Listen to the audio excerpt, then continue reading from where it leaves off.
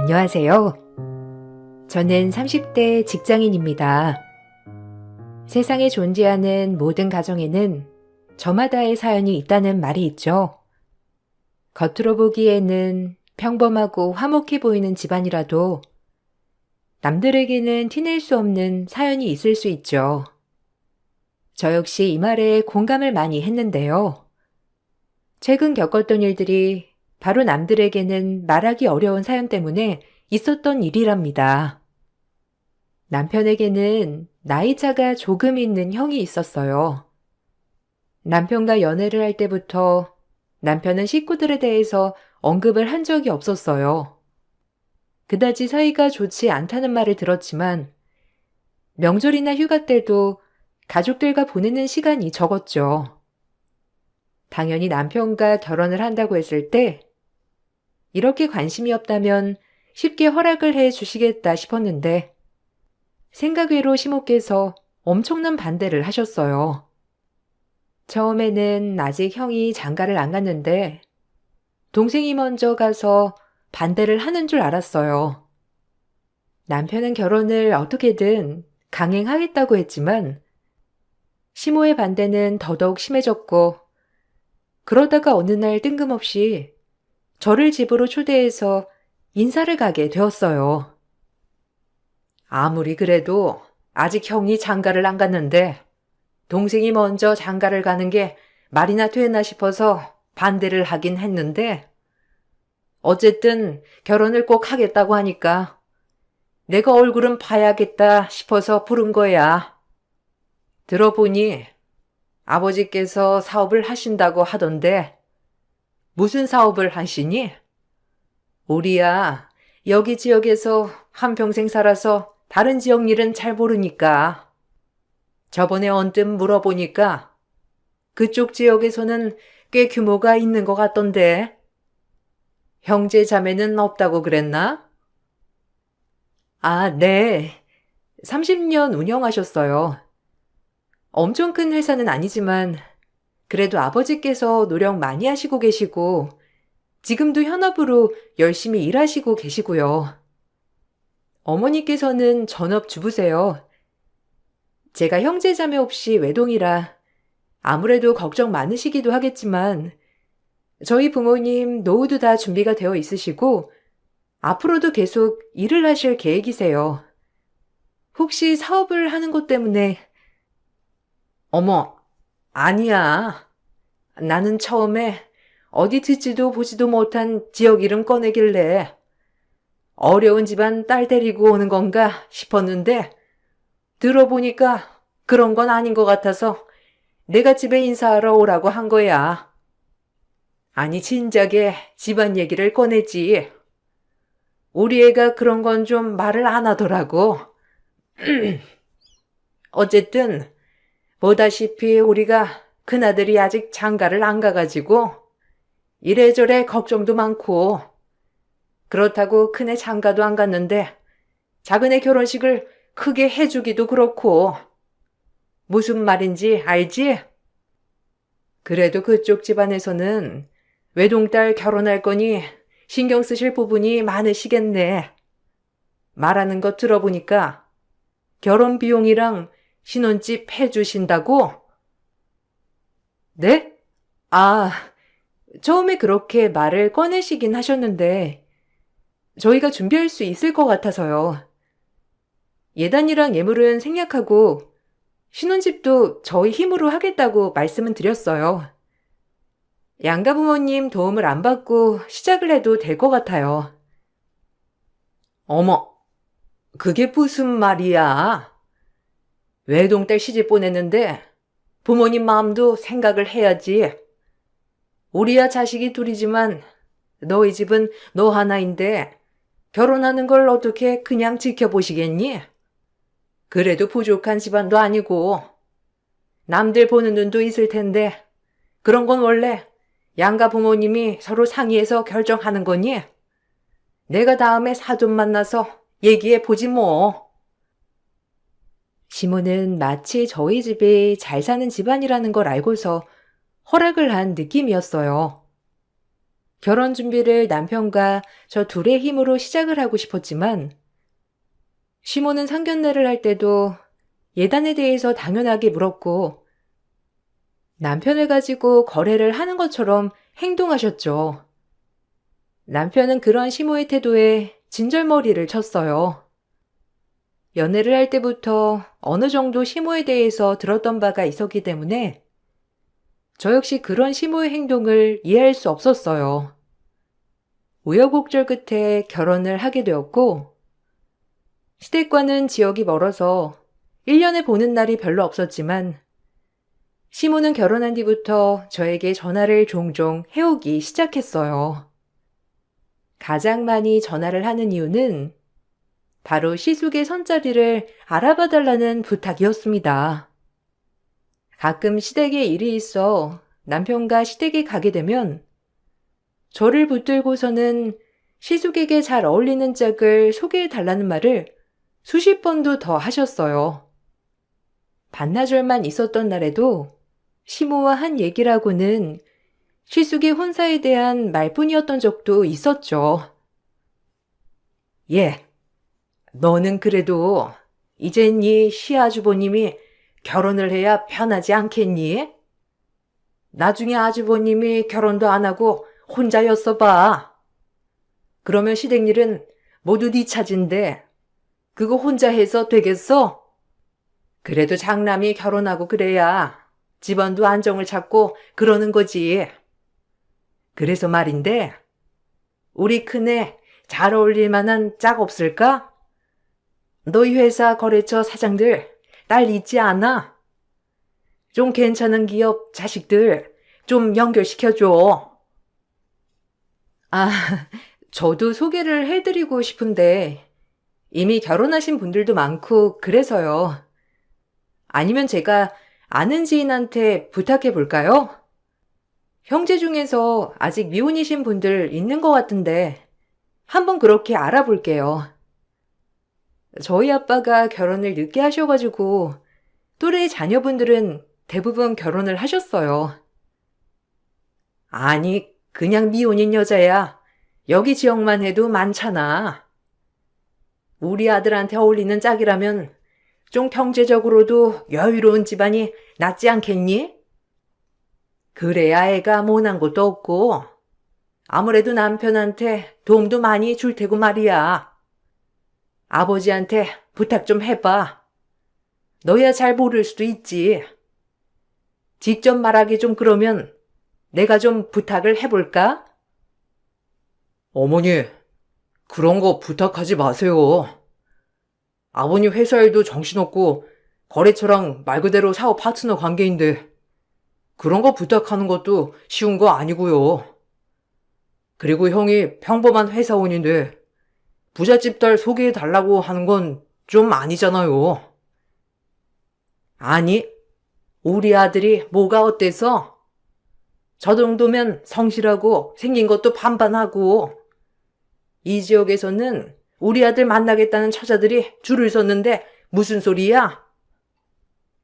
너야말로 네 형 반만큼이라도 됐어 봐. 하여튼 네가 뭘 몰라서 그렇지. 밖에 나가면 우리 아들이 얼마나 잘났다고 칭찬하는데 어쨌든 간에 며느리 네가 잘 좀 알아봐라. 그래도 사진 보여주고 그러면 다들 우리 아들 만나겠다고 줄 설걸? 시숙은 객관적으로 보면 평범한 사람이었는데 키가 큰 것도 아니었고 생긴 것도 평범했어요. 그렇다고 직업이 잘난 것도 아니었고 일반 회사에 다니면서 정말 평균 수준으로 월급을 받았지만 시모는 무조건 시숙은 어딜 내놔도 잘난 사람이라 주장하셨죠. 볼 때마다 시숙의 손자리를 알아봐 달라고 부탁을 하시길래 저는 고민을 하다가 한 분을 소개해드리게 되었어요. 시숙과 비교를 해봤을 때 외모나 집안, 직업 어느 것 하나 빠지는 게 없었지만 시숙의 태도는 무척이나 건방졌나 보더라고요. 소개를 해준 여성 측에서 시숙의 태도에 화가 났고 저에게 따지며 연락을 해 오기도 했어요. 저도 화가 나서 시숙께 연락을 해봤는데 오히려 시숙은 그런 사람을 소개해주는 게 어디 있냐며 적반하장으로 화를 냈어요. 아주버님, 아무리 그래도 사람 앞에다 대고 나이가 많다고 뭐라고 하는 건 좀 아니지 않아요? 그래도 그분 어렵게 소개해드린 건데 마음에 드시지 않으시더라도 그렇게 말씀을 하시는 건 좀 경우가 없죠. 다른 건 몰라도 말실수하신 건 사과를 해 주셨으면 좋겠어요. 아니, 재수씨도 너무하네. 재수씨, 남자 나이랑 여자 나이랑 똑같아요? 남자야 40대고 50대고 아이 낳으려면 얼마든지 해볼 수 있지만 여자 나이는 30대 넘어가기 시작하면 어떻게 임신을 해요? 임신해도 잘 안 될 확률도 높은데 어떻게 30대 중반이나 된 여자를 소개해줄 생각을 해요? 나야말로 재수씨한테 너무 실망이에요. 네? 아주버님, 아주버님 나이가 40대가 넘었는데 30대 중반이면 이미 10살 가까이 차이 나는 거예요. 그건 아세요? 그리고 아주버님 결혼하고서 집안일이며 육아 다 여자가 해야 한다고 하셨다면서요. 맞벌이도 했으면 좋겠다고 하시고, 근데 요즘은 반반 결혼을 해야 하는 거라고 결혼 비용은 다 반반으로 냈으면 좋겠다고도 하셨다면서요. 그게 뭐 잘못된 거예요? 아니, 요즘 다 반반 결혼하지 않나? 난 솔직히 여자들 이해가 안 가요. 매번 집안일 힘들다, 독방 육아다, 어쩌고 저쩌고 하면서 결혼할 때 뭐 돈은 얼마나 내는데요? 그리고 요즘 시대에 전업주부가 어디 있어요? 다들 맞벌이 하지. 그리고 집안일이랑 육아는 원래 여자가 잘하니까 그런 건 여자가 하는 거고. 그거 봐요. 30대 중반 되면 이것저것 따지는 게 많아서 피곤하다니까. 내가 사과할 건 없으니까 나보고 사과해라 마라 하지 말아요. 시숙은 절대로 자기가 잘못한 것이 없다고 했고, 저는 그날 소개팅에 나온 여성분께 무한 사과를 했습니다. 여성분께서는 오히려 이상한 집안에 시집을 간 것 같다며 절 위로해 주셨죠. 남편 또한 이번 일을 계기로 절대로 형에게 소개팅을 해주지 않아야 되겠다고 말을 했어요. 그날 이후로도 시모는 시숙의 선자리를 연결해달라고 여러 번 언급하셨지만 남편이 중간에 매번 차단을 해줬습니다. 시모와 남편은 사이가 별로 좋지 않아서 시댁에도 잘 가지 않았어요. 어쩌다 한 번씩 갈 때가 있었는데 그때마다 왜 남편이 시모와 사이가 좋지 않은지 그 이유를 알 수 있었죠. 이번에 그네가 회사에서 일을 잘했다면서 성과급을 받아왔는데 얼마나 많이 받았는지 아니? 쟤는 어딜 가든지 똑똑하고 일도 잘하고 그래서 다들 너무 좋아해서 탈이야. 그러니까 질투하고 시기하는 사람들도 생기고 사회생활하는 게 나만 일을 잘한다고 해서 좋은 건 아니잖아. 저번 직장도 하도 시기 질투하는 사람들이 많아서 어쩔 수 없이 그만뒀다니까. 네 남편이야. 뭐 불처럼 돌처럼 있는 듯 없는 듯 평범하니까 눈에 안 띄어서 한 직장에서 오래 일할 수 있는 거지. 어머님, 그래도 남편 회사에서 엄청 일 잘한다고 소문났는데요. 그래서 자기 기수들보다 승진도 빠르고 회사에서도 큰 프로젝트 무조건 남편한테 맡기잖아요.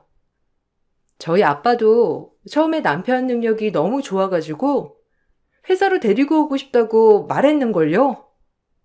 제가 자식이지만 자식보다 남편을 더 데리고 오고 싶다는데 그 정도면 말 다 했죠 뭐. 네 남편이 하는 일은 간단한 일이잖니. 누구나 다 할 수 있는 일이고, 거기서 더 잘해봤자 뭐 얼마나 잘하겠어? 우리 큰아들은 회사에서 하는 일도 힘들고 복잡한 일이야. 그래서 더 눈에 띄고 그러는 거지. 어쨌든 아들이 너무 잘나니까 이게 또 단점이 있더라고.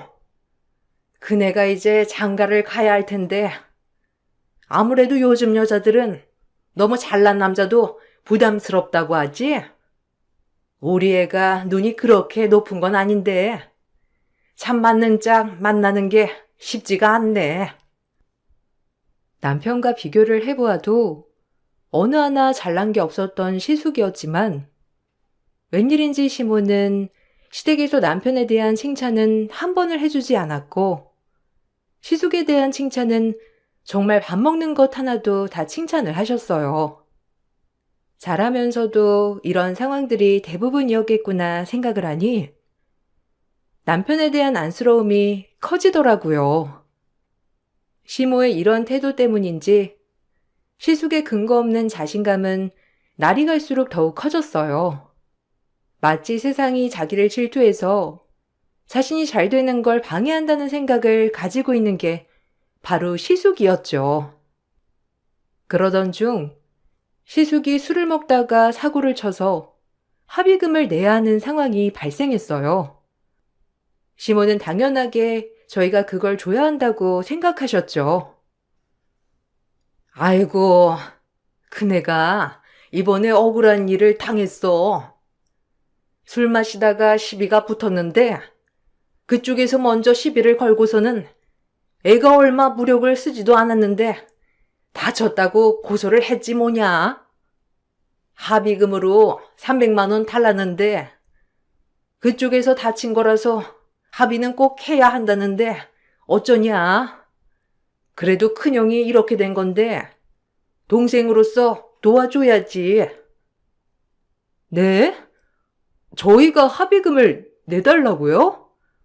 어머님, 근데 들어보니까 아주버님이 먼저 시비를 거시고 무작정 주먹을 날렸다고 하는데 이거 저희가 해결을 해준다고 해서 해결될 문제가 아닌 것 같아요. 그것 때문에 회사에도 잘리셨다면서요. 피해자가 회사 거래처 직원이라고 하던데. 저번에 아주버님 이런 비슷한 일 있지 않으셨어요? 그때마다 가족들이 해결을 해주면 왜? 이 돈이 아깝냐? 네 시아주버님이 억울하게 사건에 휘말린 건데 해결해 준 게 아까워? 가족으로서 충분히 도와줄 수 있는 거 아니니? 무슨 수천만 원 도와달라고 한 것도 아니고 고작 300만 원에 아유 됐어. 니들이 형이 그런 일 당하면 알아서 해결을 해주려고 노력해야 하는 거 아니니? 너는 형을 가족이라고 생각이나 하고 있는 거야? 시모의 말에 저희는 합의금을 줄 수밖에 없었고 그렇게 시숙은 합의 끝에 처벌 없이 사건을 마무리했죠. 시숙이 직장을 그만두게 되면서 간간히 시모는 시숙에게 용돈을 챙겨달라고도 하시고 금전적으로 도와달라는 말도 서슴없이 하셨어요. 그런 말들을 불편해할 때면 시모는 가족으로서 정이 없다느니 가족으로 생각을 하지 않는다느니 막말을 하셨고 저희가 죄책감을 느끼도록 말을 하셨죠. 그러던 중 갑작스럽게 친정아빠가 돌아가시게 되었어요. 사업체 경영 분쟁 때문에 친정집은 갑작스럽게 분쟁에 휘말리게 되었고 경영권에서 물러나게 되면서 이래저래 친정 상황이 복잡해지게 되었죠. 회사 사택에서 지내고 계셨던 엄마는 당장 집을 비워줘야 하는 상황이었는데 세를 줬던 곳이라 이사를 하기 전에 밖에서 지내야 하는 날이 몇 달 생기게 되었어요. 그래서 저희 집에서 지내시게 되었는데 그걸 정말 못마땅해 하셨어요. 너네 엄마는 요즘 좀 어떠시니? 안 그래도 부동산인가 뭔가 처분했다고 하시더니만. 그걸로 생활은 되신데 너희라고 뭐 넉넉한 형편도 아닐 거고 그때 지내시던 집에서는 나와야 한다고 하지 않았니? 이사할 집은 구하셨고?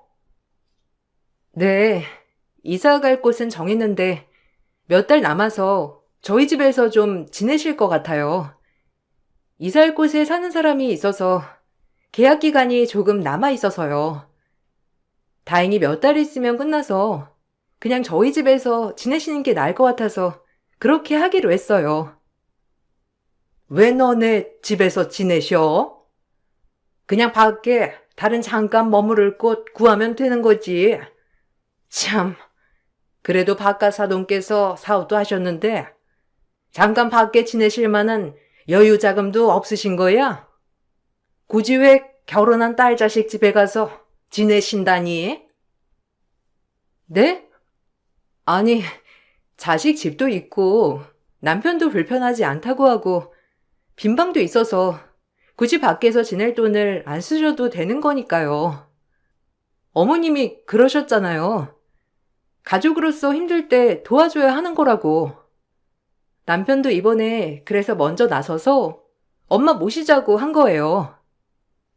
아니, 그거랑은 다르지. 그렇게 들어오셔가지고서는 평생 계시면 어쩌려고 괜찮다고 한 거니?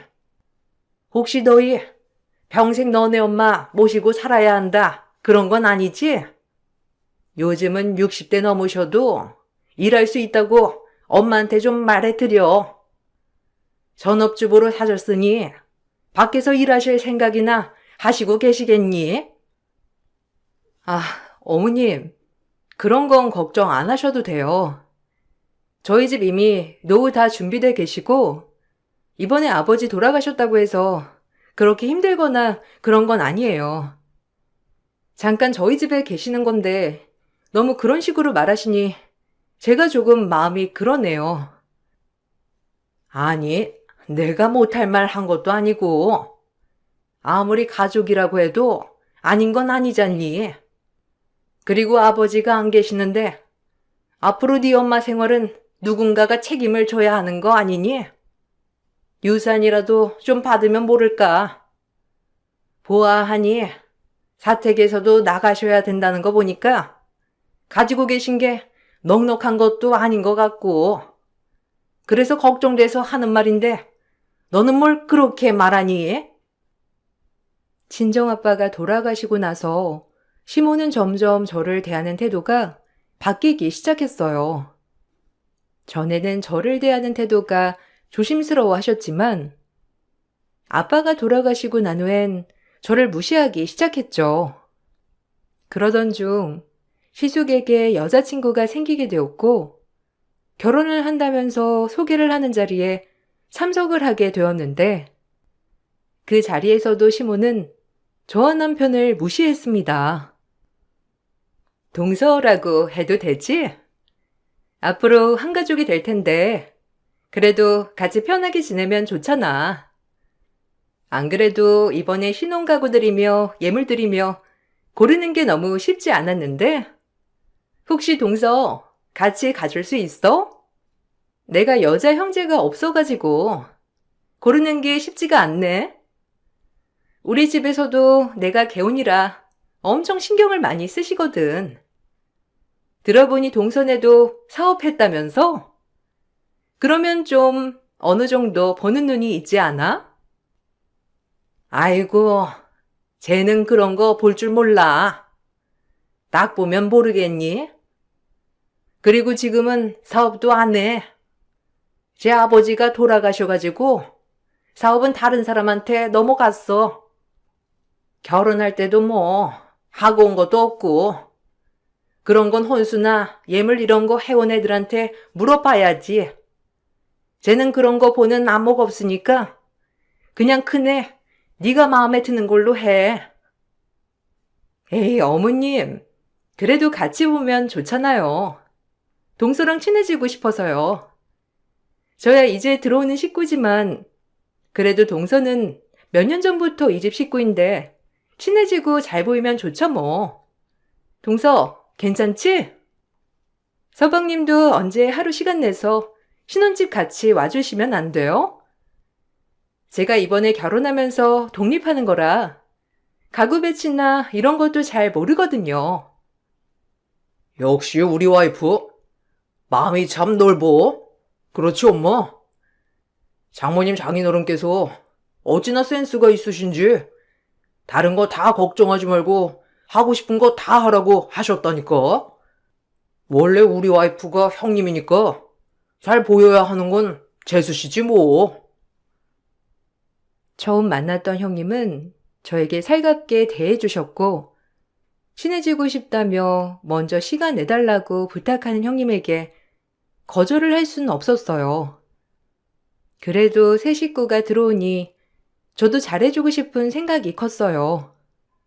형님께서 저와 남편에게 직접 연락을 해와 가구와 가전 사는 걸 도와달라고 부탁을 해주시는 바람에 저희는 같이 휴가를 내고 신혼집을 방문하게 되었어요. 근데 신혼집에 가서 보니까 청소가 하나도 안 되어 있더라고요. 놀라서 형님을 보니 갑자기 오기로 한 청소업체가 안 오게 되었다면서 본인은 급한 일이 있어서 잠깐 나갔다 올 테니 조금만 청소 좀 해달라고 부탁하고는 나가셨죠. 저희는 갑작스러운 상황에 놀랐지만 형님께서 정신이 없으셔서 부탁하시는가 보다 싶어 열심히 청소를 했어요.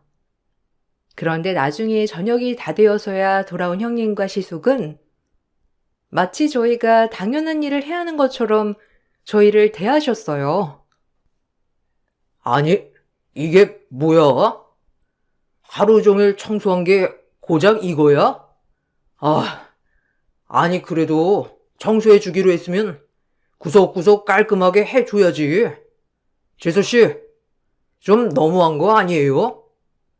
아니 그래도 결혼 선물도 안 해주고 그러길래 이런 거라도 좀 도와줄 줄 알았더니만 이렇게 대충 청소를 해놓으면 어떻게 해요? 야, 너도 좀 너무한 거 아니냐? 형이 결혼을 하면 나서서 이것저것 챙기고 그래야지.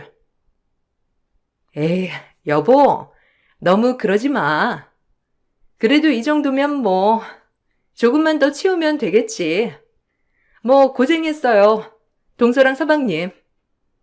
솔직히 제 친구들은 결혼한다고 하면 식구들이 이것저것 많이 사주기도 하고, 보태주기도 한다고 하길래, 동서랑 서방님이 뭘 준비하고 있는가 싶었는데, 남편한테 물어보니 여유롭지 않아서 아마 뭘 해주지 못할 거라고 하더라고요.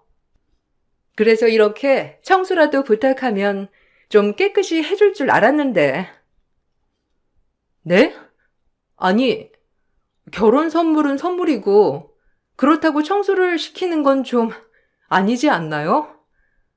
그리고 남편이 아주버님께 결혼 준비할 때 보태라고 이미 돈 보내드렸는데 그걸로는 부족했던 건가요? 저희는 그래도 어느 정도 해드릴 만큼 해드렸다고 생각을 했어요. 애초에 청소를 도와달라고 하셨으면 몰랐을까. 그래도 저희 열심히 청소해 드렸잖아요. 근데 그렇게 말씀을 하시면 어떻게 하나요? 어머, 동서. 나야말로 동서가 그렇게 말하니까 좀 서운하네. 우리 집에서는 그래도 결혼한다고 이것저것 챙겨주느라 바쁜데 동서는 아무것도 챙겨주지도 않고 내가 친해지려고 노력하는 걸 알아주지도 않잖아. 근데 이렇게 대강 청소해 놓고서는 열심히 했다고? 동서야말로 너무한다 정말.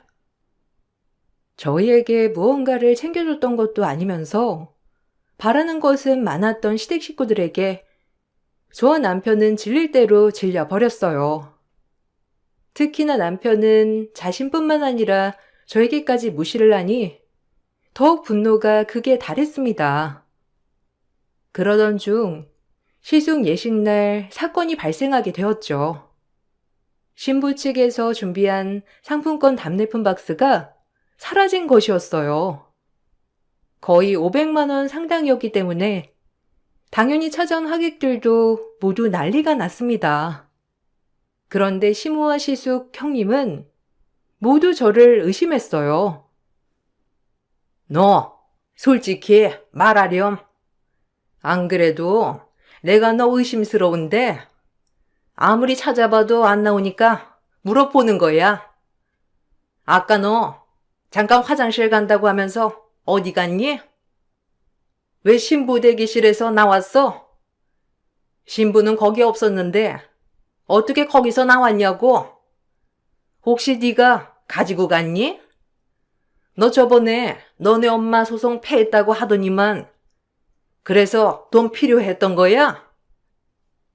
아, 재수씨, 그렇게 안 봤는데 정말 너무하네. 그래도 잘 사는 집안이었잖아요. 근데 망했다고 그렇게 홀랑 도둑질까지 해요? 재수씨가 신부 대기실에서 나온 거 본 사람이 있어요. 일 더 커지기 전에 얼른 꺼내세요. 동서, 돈이 필요했으면 말을 하지 그랬어.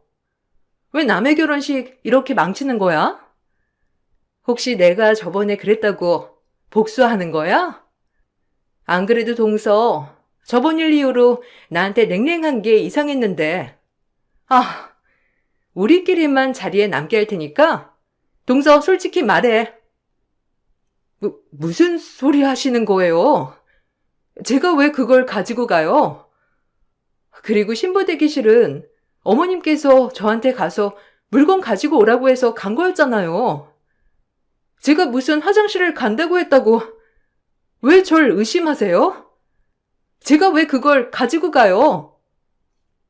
어머머, 동서, 진짜 뻔뻔하다. 동서가 솔직하게 말해줬으면 나 그냥 넘어갔을 거야.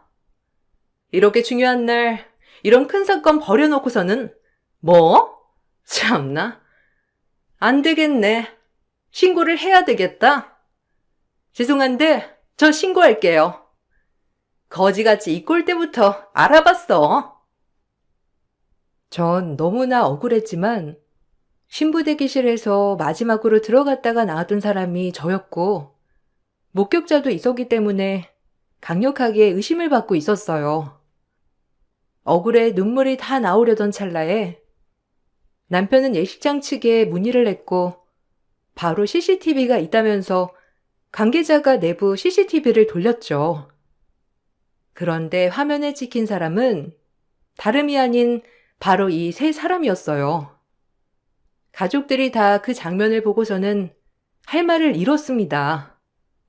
식이 시작되기 전에 이미 상품권이 들어있던 박스에서 모두 꺼내 세 사람이 나눠 가방에 담는 모습이 찍혀 있었죠. 도대체 이게 뭡니까? 세 사람이 작당을 하고 날 도둑으로 몰려고 했어요? 기가 막혀서. 도대체 이따위 짓거리를 꾸민 이유가 뭐예요? 네? 말 좀 해보세요. 아까 그렇게 소리소리를 쳐놓고서는 왜 한마디도 못하세요? 아니, 아유, 우리가 착각했나 보네. 아유, 정신이 없어가지고 착각했나 봐. 아유, 바쁘고 정신없다 보면 그럴 수도 있는 거지. 무슨 그렇게 큰 소리를 내니? 어쨌든 결혼식 끝나고서 일단 얘기를 하고 상품권 어디 있는지 찾았으니까 다행이지 않니? 도둑이 없었나 보다.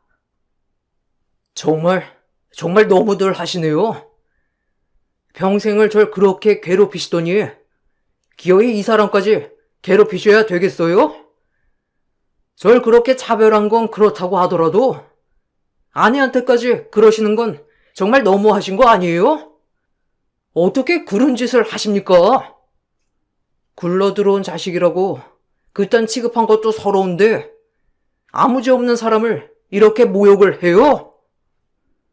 남편은 제 손을 붙잡고 식장을 나왔습니다. 전 너무 억울해 식장에서 나오자마자 펑펑 눈물이 쏟아져 나왔죠. 그로부터 며칠 후 저희 집을 찾아온 것은 다름 아닌 시부였어요. 시부께선 그동안 그 많은 일이 있을 때까지 한마디도 거들지도 참견하지도 않으셨는데 이번 일로 처음 저희 집까지 찾아오셨죠. 동현아, 미안하다. 내가 부족한 아비라서.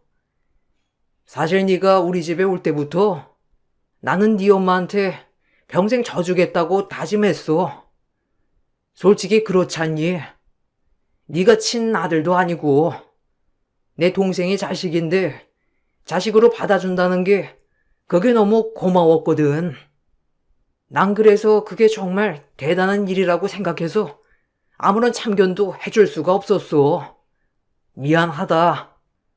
이거 내가 가지고 있었던 재산 전부다. 너한테 증여해 주려고 이렇게 찾아온 거야. 아버지, 이거 저 받는다고 그 사람들 용서 안 할 거예요. 평생 서럽게 자란 거 아버지도 아시잖아요. 아버지한테는 저 성인 돼서 알았다곤 했지만 사실 저 정말 어렸을 때부터 어머니는 저한테 친자식 아니라고 매번 얘기하셨어요. 항상 형이랑 비교하고 무조건 형한테 양보해야 하고 아버지한테 말이라도 할라치면 쫓아내겠다고 압박하셨고요. 그래도 어린절 굶기진 않고 키워주셨으니 감사하다고 생각하면서 살았어요. 근데 아내한테까지 그렇게 무시하는 건 전 절대로 참을 수 없어요. 알아, 안다. 내가 부족해서 그런 일이 있는 거지. 내가 잘못 생각을 한 것 같구나. 뭐든 내 잘못이니 탓하려거든 날 탓하렴. 내가 네 편에 서서 널 지켜줬어야 하는 건데 내가 잘못 생각했어. 이번에 결혼식장에서 나중에 사실 알고 나서 내가 정말 충격이었어. 그동안 동규 엄마가 동규만 예뻐했다는 걸 알고는 있었지만 그럴 줄이야 상상조차 못했다. 이건 내 사과이기도 하지만 네 친부모 몫이기도 했으니 받아다오. 사실 남편은 시부의 형제의 자식이었는데 남편이 돌이 가 지났을 때 친부모가 사고로 돌아가시게 되었고 시할머니께서 모든 재산을 넘겨줄 테니 남편을 키워달라고 부탁을 하셨던 거였어요. 시부께선 고민을 하셨지만 시모가 적극적으로 찬성을 해서 남편을 입양하게 되었는데 재산을 받고 난 후에는 시모의 태도가 달라졌던 거였어요. 시부는 그래도 조카를 자식으로 받아준 시모에게 한 소리도 하지 못하고 사셨고 남편이 차별을 받고 있다는 걸 어느 정도 알고는 있었지만 참견을 하시지 못하셨던 거죠. 그런데 이번 사건으로 아들도 아내도 제정신이 아니라는 걸 느끼셨다고 하셨어요. 시모와 시숙 형님을 제외하고 다른 시댁 식구들은 저를 무척이나 반겼고 남편과 행복하게 잘 사는 모습을 보시고서는 다들 칭찬을 많이 하셨나 보더라고요. 그러면서 본인 아들은 결혼도 하지 못하고 이래저래 마음에 들지 않았던 찰나에 이번 기회로 시댁 식구들에게 미움을 받을 수 있을 거란 생각을 한 거죠. 이런 말도 안 되는 생각을 세 사람이 똑같이 했다는 게 정말 어처구니가 없었어요. 시부는 남편에게 모든 재산을 증여하셨고 시모에게는 이혼 소송을 하셨어요. 시모와 시숙, 형님은 재산을 모두 남편에게 주는 건 말도 안 되는 일이라며 반발을 했죠. 소송까지 하려고 했지만 증여를 받기 전 이미 그 유산의 절반은 남편의 친부모 몫이었고 명의자 시부가 증여를 하길 원했기 때문에 문제가 되진 않았습니다. 시모에게 한 이혼 소송도 승소를 해서 시부는 시모와의 관계도 모두 정리를 하셨죠. 뒤늦게 시모는 미안하다며 저에게 연락이 오시기도 했어요. 둘째야, 아유, 내가 정말 미안해. 동현이가 전화를 안 받아서 그런데 내 전화 좀 받아달라고 해주겠니? 할 말이 있어서 그래. 나는 단지 친자식이 혹시라도 사별을 받을까 싶어서 그랬던 건데, 생각을 해보니까 동현이 입장에서는 그게 정말 서러웠을 수도 있겠다 싶네. 내가 진심으로 사과를 하고 싶은데 혹시나 만나줄 수 있겠니? 너에게도 사과하고 싶어. 전 아주머니 며느리가 아니에요. 동현 씨 생각해서 제가 그동안 시어머니 대접해드린 거고 앞으로는 그럴 필요 없겠네요. 그렇게 30여 년을 차별하시고선 무슨 양심으로 사과를 한다고 하세요? 왜요? 친아들네 집에서는 같이 못 살겠다고 하세요? 아주머니, 그건 아주머니가 그렇게 만드신 거예요. 저희한테 사과한다고 뭐가 달라질 것 같으세요? 며느리라고 생각을 하셨다면 절 그렇게 도둑 취급도 못 하셨겠죠. 아이고, 둘째야, 미안하다. 그래도 우리 가족이었잖니. 남편이랑 내가 헤어지긴 했지만 난 아직까지 동현이 엄마야. 동현이한테 한 번만 내 얘기를 들어달라고 좀 전해주겠니? 나중에 들어보니 시모는 오갈 데 없이 시부와 이혼을 했고 결국 친아들 집으로 들어가게 되었는데 형님과 불화 때문에 그 집에서도 쫓겨날 위기라고 했어요. 중간에 끼인 시숙은 이러지도 저러지도 못하고 있다고 해요. 부잣집 딸인 줄 알았던 형님도 평범한 집안 딸이었고 그 집에서는 이혼은 절대 안 된다며 반대한다고 하더라고요. 결국 형님 또한 이혼도 하지 못하고 시모를 모시고 살고 있고 시모는 형님 눈치를 보면서 스트레스를 받고 있는 거죠. 그렇게 세 사람은 이러지도 저러지도 못한 상황에서 파국을 맞이했답니다. 시부께선 시모와 이혼을 하시곤 평생 소원이셨던 고향으로 가셨고 저희는 엄마를 모시고 살게 되었어요. 남편은 저희 엄마가 정말 친엄마처럼 편하다며 적극 합가를 찬성했어요. 저희 세 식구 앞으로는 더욱 행복하게 잘 지내려고요. 긴 사연을 들어주신 분들께 정말 감사의 말씀 드리고 싶네요. 모두들 행복하시길 기원할게요. 안녕하세요. 남편과 이혼한 지도 벌써 1년이 다 되어가고 있는데 작년 이맘때 남편과 시모가 저에게 했던 추악한 행동들이 떠올라 사연을 신청하게 되었습니다. 남편과 함께 살아온 9년의 시간이 한순간에 무너지게 될 거라곤 꿈에도 몰랐는데 너무 충격적인 경험을 하게 돼서 이혼을 선택할 수밖에 없었습니다. 남편과 결혼을 하고 이쁜 딸 하나 낳아 주어진 거에 감사하며 하루하루를 행복하게 사는 게 제 삶의 꿈이었어요. 그리고 제 가게 하나 차리고 싶어서 9년간 악착같이 모아 창업할 자금을 마련하게 되었죠. 그런데 앞으로 좋은 일만 있을 것 같았던 제 삶에 말도 안 되는 일이 벌어졌어요. 9년간 모아두었던 돈이 한 번에 빠져나간 이력이 월급 관리를 하다가 알게 되었습니다. 그 통장은 남편 명의로 되어 있었어요. 맞벌이 하면서 관리하는 통장이다 보니 크게 신경을 쓰지 않았었죠. 명의는 남편으로 되어 있었지만 그동안 함께 살아오면서 남편이 저에게 보였던 신뢰가 있었기 때문에 쓸데없는 짓은 하지 않을 거라 생각했어요. 그리고 그만큼 믿었기 때문에 남편의 명의로 된 통장이라도 부부니까 문제가 생기게 될 거라곤 상상조차 하지 못했습니다. 갑자기 통장의 잔고가 0원으로 바뀌게 되는 걸 처음 봤을 땐 제 두 눈을 의심했어요. 잘못 본 줄 알고 몇 번이나 다시 확인을 해봤지만 창업하기 위해 9년간 모아두었던 전 재산은 한 번에 빠져나가 있었습니다. 떨리는 손으로 남편한테 전화를 걸었는데 받지를 않더라고요. 전혀 예상하지 못했던 일이 벌어져 어떻게 해야 될지 몰라 안절부절 못하면서 남편한테 쉬지 않고 전화를 걸었어요. 그렇게 수십 번의 전화 연결 끝에 남편과 통화가 이루어졌는데 제가 말을 걸어도 답이 없더라고요. 일단 남편한테 통장의 돈을 왜 전부 다 빼냈는지 그것만 먼저 알려달라고 했는데 일하는 중이라고 저녁에 다시 대화하자면서 전화를 끊어버렸어요. 그렇게 늦은 저녁 시간이 되어서야 들어온 남편은 상당히 침착했고 저를 바라보는 눈빛에는 할 말이 상당히 많아 보이는 듯한 표정이었어요. 그리곤 저에게 내민 서류 한 장을 확인하는 순간 하늘이 무너져 내렸습니다.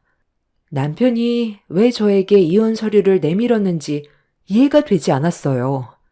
분명 전날까지도 부부관계에 문제가 없었는데 하루아침에 변화된 차가운 모습은 평소에 제가 알던 남편의 모습이 아니었어요. 갑작스러운 돌발 행동을 왜 저질렀는지부터 들어봐야 했습니다. 당신 뭐 잘못 먹은 거야? 아니, 왜 안 하던 행동을 해? 통장에 있던 돈 어디 갔어? 다음 달부터 지금 하는 일 정리하고 가게 알아보러 다니기로 했었잖아. 그런데 나랑 한마디 상의도 없이 전 재산을 전부 빼가면 어떡하자는 거야? 쓸데없는 짓 안 했지? 나 지금 너무 충격받아서 손발이 다 떨리고 있는 거 안 보여? 우리 여기까지만 하자. 서류의 내용이 뭔지 알면서 지금 상황 파악이 안 돼? 내가 너한테 이혼하자는 말은 더 이상 함께 살고 싶지 않다는 거잖아. 그러니까 나랑 더 이상 살고 싶지 않은 이유가 있을 거 아니야. 그래서 당신이랑 결혼하고부터 모아두었던 전 재산을 전부 다 가지고 간 거야? 이유? 당신과 함께 사는 게 이제 지긋지긋해. 더 이상 얼굴 마주보면서 살고 싶지가 않아. 이제 내 인생에서 빠져줬으면 좋겠어. 내가 통장에 있던 돈을 전부 빼간 건 내가 그동안 당신보다 모아두었던 돈도 많고 당신은 다인이를 포기하지 않을 거잖아. 내가 데리고 가면 네가 그만큼 힘들어할 게 뻔하니까 그래서 다인이를 포기하는 대신 나는 돈을 선택한 거야. 어차피 당신은 돈보다 다인이를 선택할 거 아니야. 그래서 가져간 거니까 이혼 서류에 도장이나 찍어. 너 정말 웃긴다. 아이를 데려가는 사람이 재산을 더 가져가는 게 정상 아니야? 그만큼 양육비가 더 많이 드는데? 원래 이렇게 무서운 사람이었어? 전날까지 웃고 지내면서 평소와 다를 게 없던 사람이 하루아침에 통장에 있던 돈 전부 다 빼가고 이혼 서류 내밀면 내가 당연하게 받아줄 거라 생각했어? 대개 남자들이 이런 식으로 갑자기 이혼 통보하는 건 100이면 100 다른 여자가 생긴 거겠지. 언제부터야? 나 말고 다른 여자랑 바람난 게 언제부터였냐고? 말을 못하는 거 보니까 확실하게 맞는 것 같네. 이런 식으로 나오면 내가 순순히 이혼해 줄 거라 생각했니? 너도 나랑 9년간 함께 살아오면서 느끼고 있었잖아. 우리 관계 오래 갈 수 없다는 거 알고 있었으면서 새삼스럽게 이제 와서 혼자 억울한 척이야? 내가 너를 대하는 행동이나 말투들 감정 없이 나오는 말인 거 알고 있었잖아. 창업하겠다고 지금까지 악착같이 모아둔 돈으로 가게 하나 차렸다가 폐업하면 그게 무슨 소용이야? 9년의 세월 한 번에 날리는 거잖아. 네가 특별하게 뭘 잘하는 것도 아니고 그냥 음식점 하나 차려서 먹고 살겠다고 했다가 결국 9년간 모아둔 돈 탕진하면 그게 더 손해 아니야? 너랑 창업하려고 결혼한 줄 알아? 내가 버는 돈 제대로 쓰지도 못하고 맨날 가난에 쩔어서 사는 것보단 차라리 이혼하고 내가 원하는 삶 사는 게 훨씬 낫지. 나도 이제 이런 지긋지긋한 삶에서 벗어나고 싶어. 너랑 함께 살다간 이 가난에서 절대 못 벗어나겠다. 그러니까 결국 당신은 나 말고 다른 여자가 생겼다는 거네? 이거에 대해 명확한 답을 하지 않고 돌려 말하는 것 보면 확실하게 나 말고 다른 여자를 만나고 있었던 거잖아. 그럼 나도 조용히 넘어갈 순 없지. 나 또한 피해본 부분에 대해서 소송 준비해야 되겠네. 그리고 그 전에 내가 9년간 모아두었던 돈 전부 제자리로 돌려놔. 네가 모아둔 돈만 가져가면 되지. 왜 내가 모은 돈까지 빼가는 건데? 어차피 더러운 싸움으로 이어질 텐데 나도 끝까지 내 집은 찾아올 테니까 두고 봐. 돈을 전부 가져가 버린 남편한테 제가 모은 돈을 달라고 했지만 끝까지 주지 않더라고요. 그날 남편과 대판 싸우게 되었고 끝까지 제가 모은 돈을 돌려주지 않길래 이 문제에 대해 법적 소송을 제기할 거라고 했어요. 남편은 해볼 테면 해보라며 되려 저에게 큰소리 치는데 갑자기 왜 이렇게 변한 건지 이해할 수가 없었습니다. 저희 부부 사이 심각할 정도로 문제가 있다고 느낀 적이 없었는데 갑자기 변해버린 남편의 모습이 당황스러웠고 배신감에 결국 눈물이 터져 나오게 되었네요. 9년간 악착같이 살았던 제 삶이 무엇을 위해 달려왔는지 모르겠더라고요.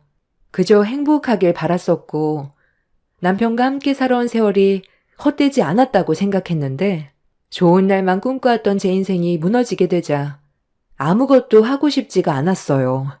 남편은 그날 저와 한바탕 하고 난 뒤 다시 집 밖으로 뛰쳐나가 버렸습니다.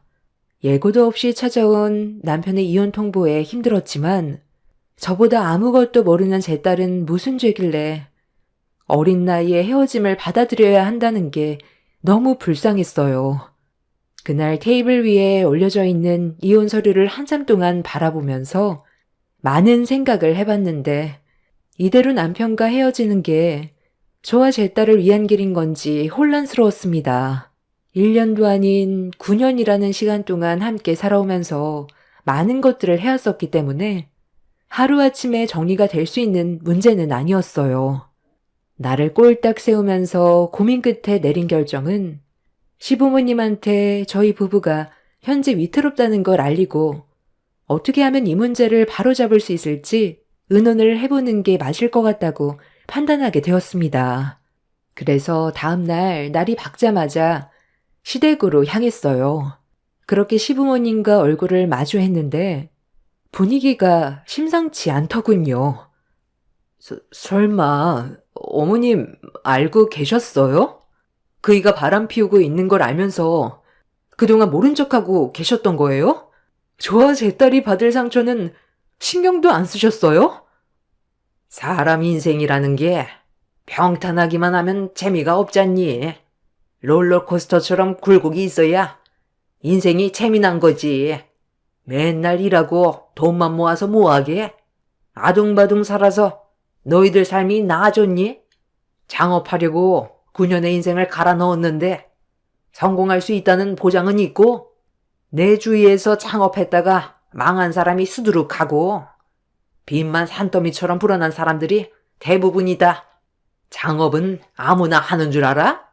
너 딱히 계획도 없잖아.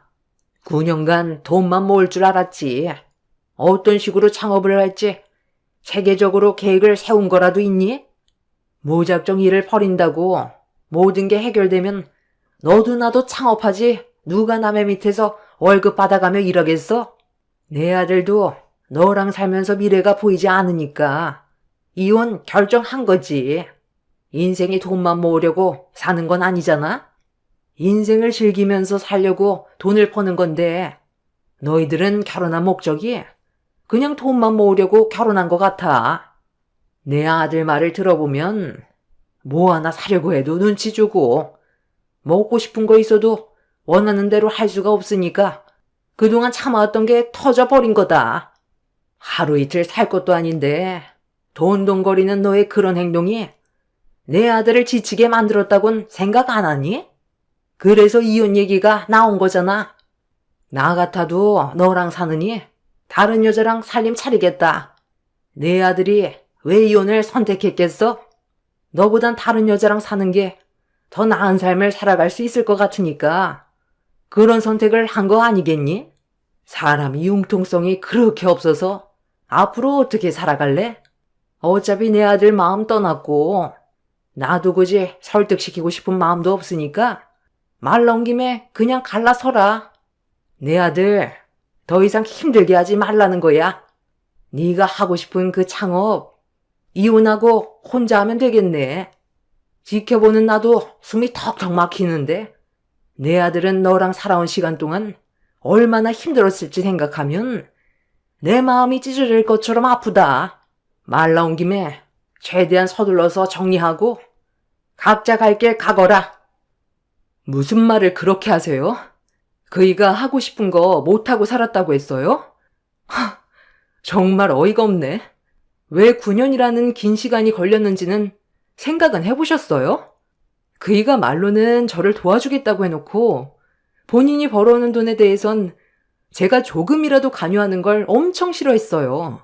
그러면서 창업하는데 도와주겠다고 말만 하고 정작 돈을 몰라 치면 자기 취미 활동하는데 돈을 써야 한다면서 통장에 저금하기가 무섭게 몇 번이나 빼서 사용을 했었다고요.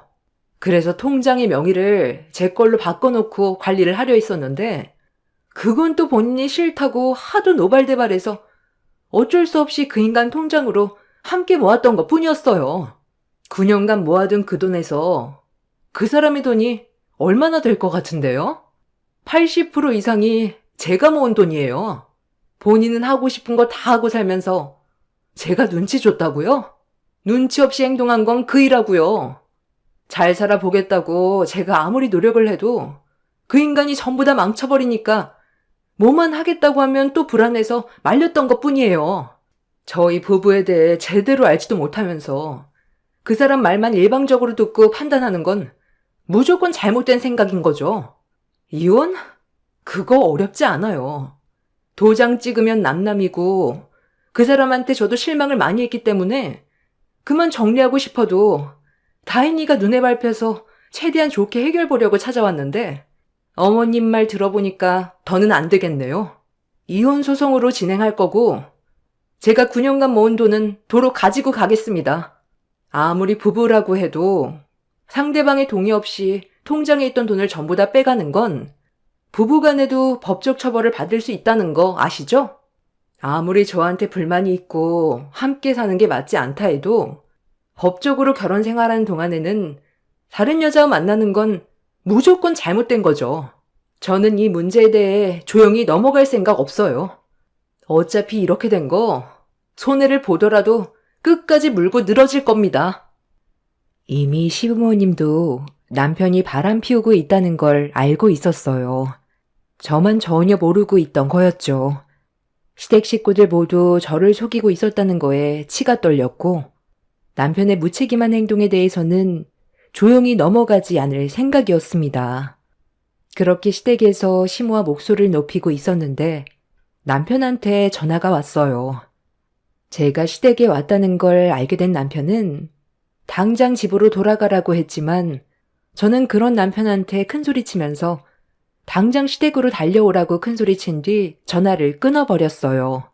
감정의 분노는 점점 더 심해졌고 시모와 막말까지 주고받게 되면서 되돌릴 수 없을 정도로 서로에게 깊은 상처를 주고 있을 때 남편이 현관문을 강하게 열면서 들어왔어요. 그리곤 제 옷깃을 잡더니 당장 나가라고 소리를 지르길래 이미 통제력을 잃어버린 저는 시부모님이 보는 앞에서 남편의 양뺨에 사정없이 손을 2차례 올려버렸어요. 잠깐의 정적이 흘렀고 자기 얼굴에 손을 대서 기분이 더러웠는지 남편은 제 뺨에도 손을 올려버렸어요. 내가 잘못한 거야? 네가 나랑 한마디 상의도 없이 그 많은 돈을 전부 다 빼갔잖아. 당장 안 내놔?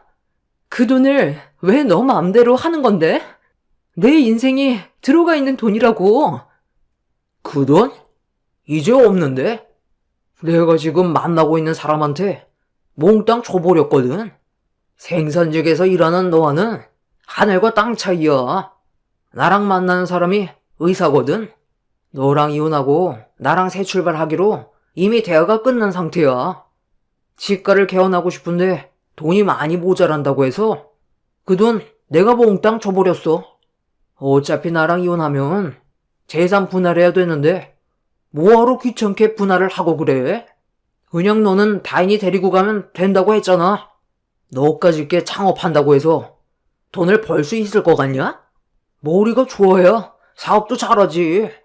너처럼 생산직이나 다니는 사람들이 돈 좀 모았다고 창업했다가 쫄딱 망해서 결국 길거리에 주저앉는 거 다반사야. 나는 지금 만나는 그 사람한테 투자를 한 거고 미래를 약속받았어. 너와는 마인드 자체가 다른 사람이야. 이혼 소송을 가겠다고? 해볼 테면 한번 해봐. 네가 원하는 돈을 가져가겠다면 나는 다인이를 데리고 가겠다고 소송을 할 테니까 한번 갈 때까지 가보자고. 어차피 막장까지 가게 될 것도 생각하고 있었거든. 너 진짜 개쓰레기다. 어느 누가 너 같은 놈을 만나주겠어? 그녀는 눈깔이 삐었대? 네가 이용당하고 있다는 건 생각 안 해봤냐? 멍청하니까 두뇌 회전이 안 되는 것 같은데 어느 의사가 능력도 없는 거지 같은 너랑 결혼을 하겠냐? 그 여자는 병원을 개원하고 싶은데 돈이 없으니까 너랑 잠깐 만나주면서 살살 굴린 다음 돈만 뜯어낼 생각인 거 모르냐? 지나가는 빙충이도 그건 다 알겠다. 네가 뭘 안다고 그 사람에 대해서 함부로 판단하는 건데? 이미 그 사람과 나는 평생을 함께하기로 약속까지 했어. 너처럼 그런 저급한 생각을 가지고 있는 사람인 줄 알아? 그러니까 너는 항상 제자리인 거야. 평생 생산직에서 핸드폰 부품 조립이나 하면서 살아. 이제 제발 내 인생에서 빠져달라고. 남편의 충격적인 말에 분노가 끌어올랐어요. 얼마 만나지도 않은 그 상간녀에게 제가 피땀 흘려 모은 돈을 고스란히 다 바쳤다는 말을 들었을 때 저는 이미 제정신이 아니었습니다. 치과 의사라는 그 여자가 정신 나갔다고 능력도 없는 남편을 평생 데리고 살겠어요? 평범한 직장에 다니는 남편이 이미 저와 한번 결혼했고 애까지 있는 마당에 치과 의사인 여자가 많고 많은 남자들 중에 남편을 선택한 이유는 제가 봤을 때 이용해 먹기 딱 좋아 보여서 그런 것 같았습니다. 정말 한심했고 사기당하기 딱 좋은 그런 놈이었죠. 저는 그 자리에서 상간녀를 사기꾼으로 경찰서에 신고를 넣었습니다. 남편은 뭐 하는 짓이냐고 저에게 화를 냈지만 제 돈을 찾기 위해서는 이 방법밖에 없었어요. 그렇게 경찰들이 찾아와 남편이 저지른 행동에 대해 조사가 진행이 되었고 내연녀가 어디 치과에서 근무를 하고 있는지 알아낼 수 있었습니다. 그렇게 경찰들과 함께 치과로 찾아가게 되자 남편이 갑자기 저를 가로막아섰어요. 그냥 조용히 넘어가자고 했지만 제가 남편의 말을 들어줄 상황은 아니었습니다. 그 돈은 앞으로 저와 제 딸이 살아가기 위해서 정말 중요한 돈이었거든요. 그렇게 안내데스크에서 상간녀의 이름을 대니 담당 치과 의사 한 명이 걸어 나왔어요. 두 모자와 경찰들을 보고 당황한 상간녀는 무슨 일 때문에 찾아왔냐고 물어보는 말에 저는 그 상간녀의 면전 앞으로 걸어가 남편이 건네준 돈을 다시 돌려달라며 무서운 눈빛으로 노려봤습니다. 그제야 사태 파악이 됐는지 기분 나쁜 미소를 띠면서 이미 그 돈은 개원비로 전부 써버렸다며 자기한테 돈이 없다고 고개를 돌려버리더군요. 그 모습에 분노한 저는 상간녀의 머리채를 잡아 사정없이 흔들어 버렸습니다.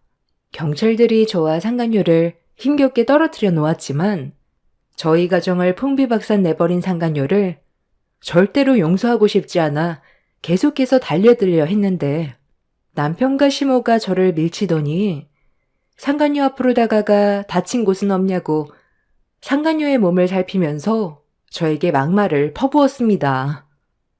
너 제정신이야? 못 빼어먹었으니 저급한 행동부터 튀어나오는 것 봐라. 내가 최대한 좋게 해결 보자고 했지? 너랑 나랑은 이미 끝인데 왜 여기서 난리치냐고. 이미 개원비로 전부 다 썼다고 하잖아. 여긴 이 사람이 일하는 곳이야. 성격이 저리 더러우니까 내가 같이 살고 싶지가 않은 거야. 희정씨, 괜찮아요? 어디 다친 곳은 없어요? 여기로 저 여자를 데리고 오면 어떡해? 저 여자랑 관계 확실히 정리하고 나서 개원비 지원해 달라고 했잖아. 나한테 돈 줄 때 뭐라고 그랬어? 이혼했고 확실하게 정리 끝나고 나서 당신한테 들어온 돈이라면서 그런데 그게 아니었던 거야? 저 여자가 경찰까지 동원해서 데려온 걸 보면 아직 정리가 안 된 거냐고. 그건 희정 씨가 돈이 급하다고 해서 일단 먼저 돈부터 준비를 해준 것뿐이야. 어차피 이혼하려고 서류 건넸었다니까. 최대한 빨리 정리하면 되잖아. 그게 지금 문제가 아니잖아. 당신이 여기로 저 여자를 데려오면서 내가 상간녀로 낙인이 찍혀버렸는데 지금 돈이 중요해? 이혼하고 확실하게 정리된 다음 일을 진행하면 내가 상간녀 취급도 받지 않을 텐데 네가 생각 없이 저지른 행동 때문에 내 주머니에서 위자료 나가면 네가 그것까지 책임질 거야? 그건 걱정하지 마라. 위자료는 내가 포장해주마. 제가 갑자기 돌발 행동을 저질러서 일이 좀 커지기는 했는데 치과 개원 문제는 내가 차질없게 해결해 줄 테니까 너희들만 생각하면 된다. 우리 집안에 치과 의사가 들어온다는데 당연히 그 정도는 지원해 줘야지. 앞으로 더 많은 돈을 벌 수가 있잖니. 아주 놀고들 있네. 이미 어떤 사이인지 경찰들도 전부 파악한 것 같고 나는 이대로 너희들을 상대로 소송 진행할 거니까 법대로 가보자고. 개헌하려고 준비하고 있는 그 치과가 잘 될 수 있을 것 같아? 내가 그걸 두 눈 뜨고 지켜만 볼 것 같니? 네가 어디를 가던 그 치과는 무조건 망하게 만들 거야. 멍청해 모이고 이용해 먹기 딱 좋아 보여서 지금까지 가지고 놀아줬더니 네가 나랑 이루어진다고 생각했냐? 너한테 받은 돈 토해낼 테니까 당장 꺼져.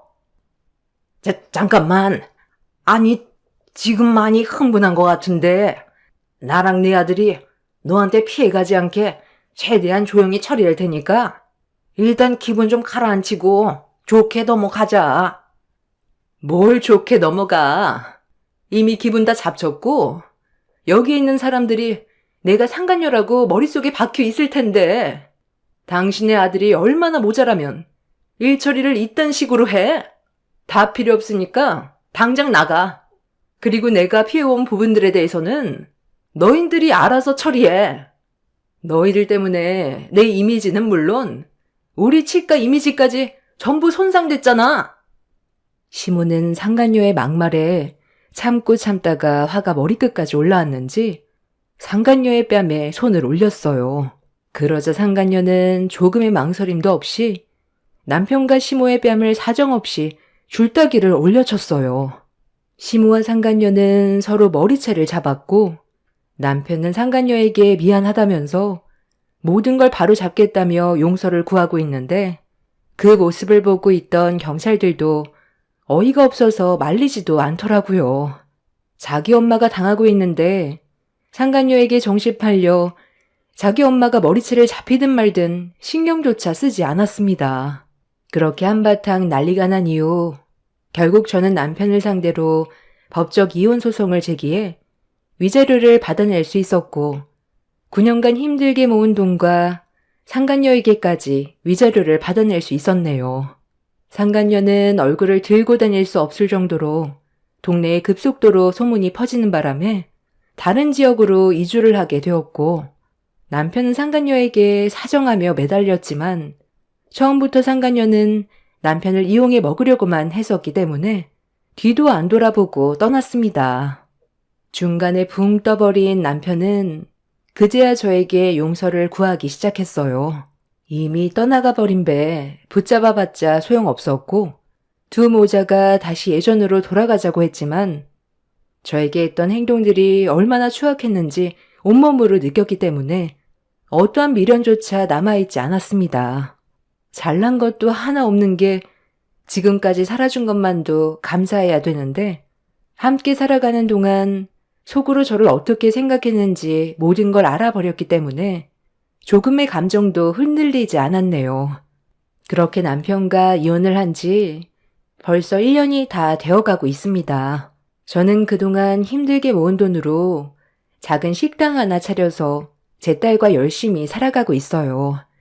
남편이 없는 게 오히려 저와 제 딸에게 더 큰 도움이 되는 것 같습니다. 스트레스 안 받아서 좋고 심호에게 시달리지 않다 보니 심적으로도 안정이 돼서 훨씬 더 삶의 질이 좋아졌어요. 반대로 전 남편은 저와 이혼을 하고 고삐 풀린 망아지 마냥 자기 하고 싶은 대로 막 살다가 상당히 많은 빚을 떠안아 버렸다는 소식을 접할 수 있었습니다. 부모 돈까지 끌어들여 주식에 투자했다가 길거리에 나앉을 상황이라고 하네요. 제가 그 피해자가 될 수도 있었는데 하루빨리 헤어진 게 잘한 결정인 것 같습니다. 자식 핑계로 저와 다시 어떻게든 엮어보려 하는 전 남편을 다시는 보고 싶지 않아요.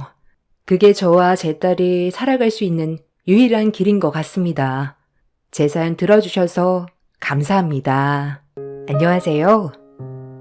저는 30대 직장인입니다. 요즘은 결혼에 대해서 고민을 하시는 부분이 바로 양가 부모님에 대한 효도 때문이 아닐까 싶은데요. 예전에는 당연히 시댁 식구들을 며느리가 챙겨야 한다고 생각했었지만 요즘은 각자의 집안은 각자가 알아서 챙기는 것으로 바뀌는 추세죠. 저 역시 그런 생각이 컸었고 남편도 저와 비슷할 거라 생각을 했어요.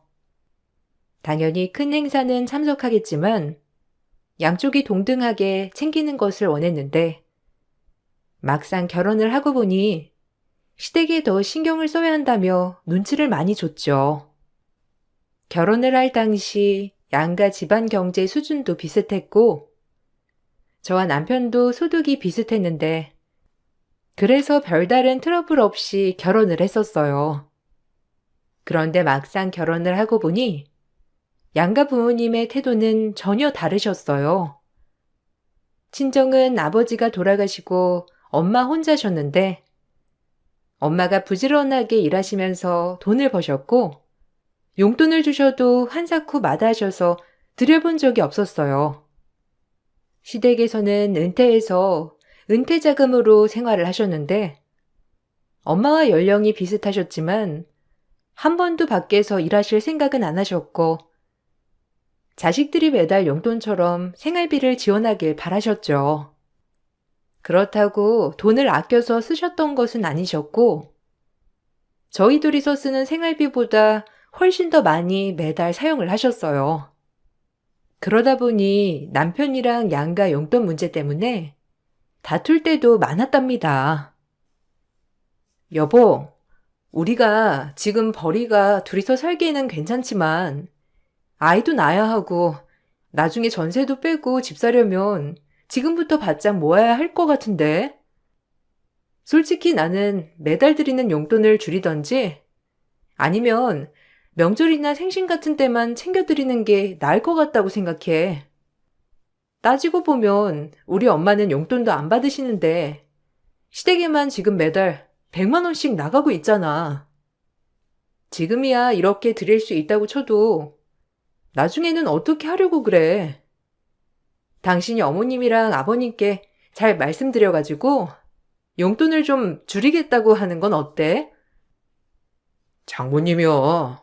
지금 일 하시고 계시니까 수입이 들어오니 안 들어도 괜찮지만 우리 집은 수입이 없잖아. 저갓집이랑 우리 집이랑은 상황이 다른데 어떻게 똑같이 생각할 수가 있어? 그리고 좀 너무한 거 아니야? 자식으로서 그 정도는 챙겨 드릴 수 있는 거 아니냐고. 엄마 아빠가 나 키우려고 지금 드리는 돈보다 훨씬 더 많은 돈 투자했는데 이 정도는 드릴 수 있는 거지. 그럼 우리 엄마도 챙겨줘야지.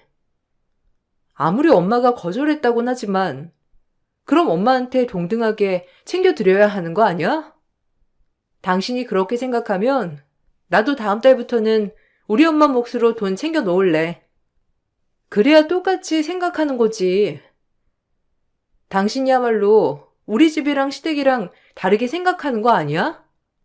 말 그대로 용돈인데 똑같이 챙겨주는 게 당연한 거지. 아니, 장모님이 안 받으시는데 내가 어떻게 드리라는 거야? 장모님은 안 받으시지만 우리 집에서는 원하는 거니까 챙겨 드리는 거지. 우리가 그렇다고 매달 수천만 원씩 버는 것도 아닌데. 일단은 우리 원하는 쪽만 먼저 챙겨드리자.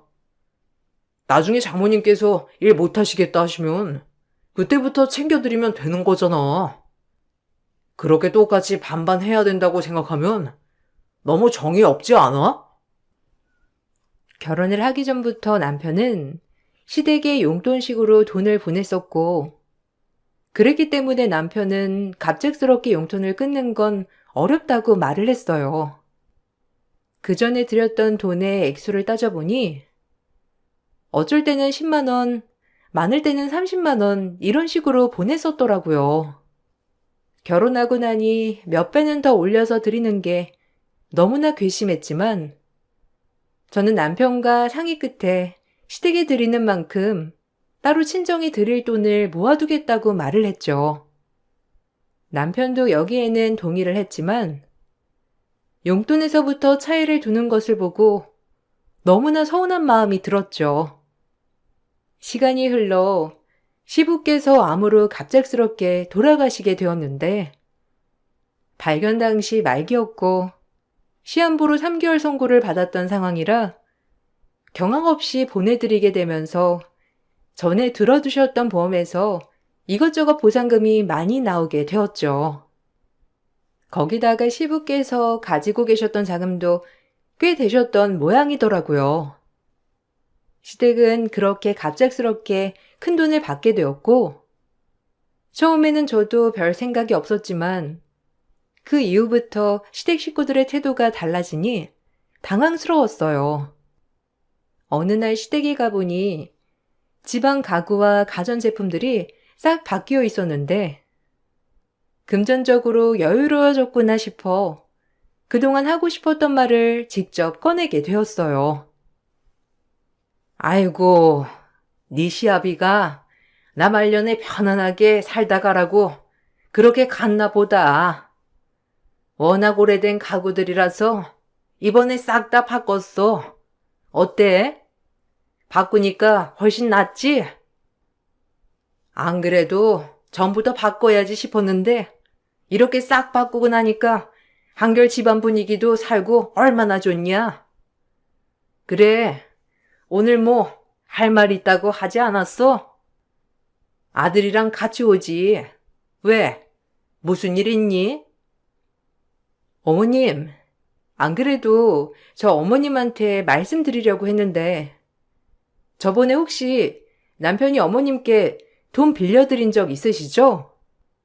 아버님 돌아가시기 전에요. 이번에 남편한테 독촉장이 와서 저도 알게 됐어요. 물어보니까 어머님이 급하게 써야 할 곳이 있는데 아버님 아프시고 그래서 정신 없으시다면서 빌려달라고 했다던데. 맞아요? 남편이 그래서 대출받아서 어머님께 드린 돈이라고 하던데. 아, 그거? 그래, 맞아. 네 시아비 돌아가시기 전에 내가 급하게 필요한 것이 있어가지고 돈 좀 달라고 했었지. 근데 그건 왜? 아니, 걔는 그거 하나 제대로 갚지도 못해가지고 독촉장까지 받게 한 거야? 세상에, 벌써 1년이나 지난 건데도 아직도 못 갚았대? 네가 걱정돼서 나한테 물어보려고 온 거였구나? 그거 나한테 줬던 거 맞아. 내가 급하다고 해가지고 빌려달라고 했는데 다른 데 쓴 거 아니고 나한테 준 거야. 아, 어머님, 그래서 말인데요. 남편은 혼자서 어떻게든 해결하겠다고 하는데 남편 혼자 힘으로는 솔직히 좀 힘들어서요. 일단 그 돈은 모으고 있었던 공금에서 다 갚았어요. 안 그래도 어머님께 매달 드리는 용돈 때문에 말씀드리려고요. 남편이 생각보다 대출받은 게 많더라고요. 그래서 앞으로는 그거 해결을 해야 할 것 같아서 매달 드리는 용돈은 못 드릴 것 같아요. 아니, 그게 무슨 소리야? 대출은 너네 사정이고 용돈은 주던 대로 줘야 하는 거 아니니? 용돈 안 주는 건 절대 안 되니까 어떻게든 너네가 마련해서 줘. 그리고 그 돈도 아들한테 빌린 건데 왜 네가 나서서 이렇게 말하고 있어? 우리 아들도 용돈 안 주는 거 찬성한다니?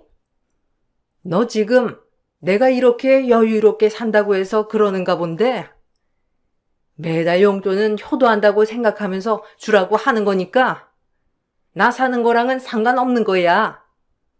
이런 말 하려고 왔거들랑 그냥 가.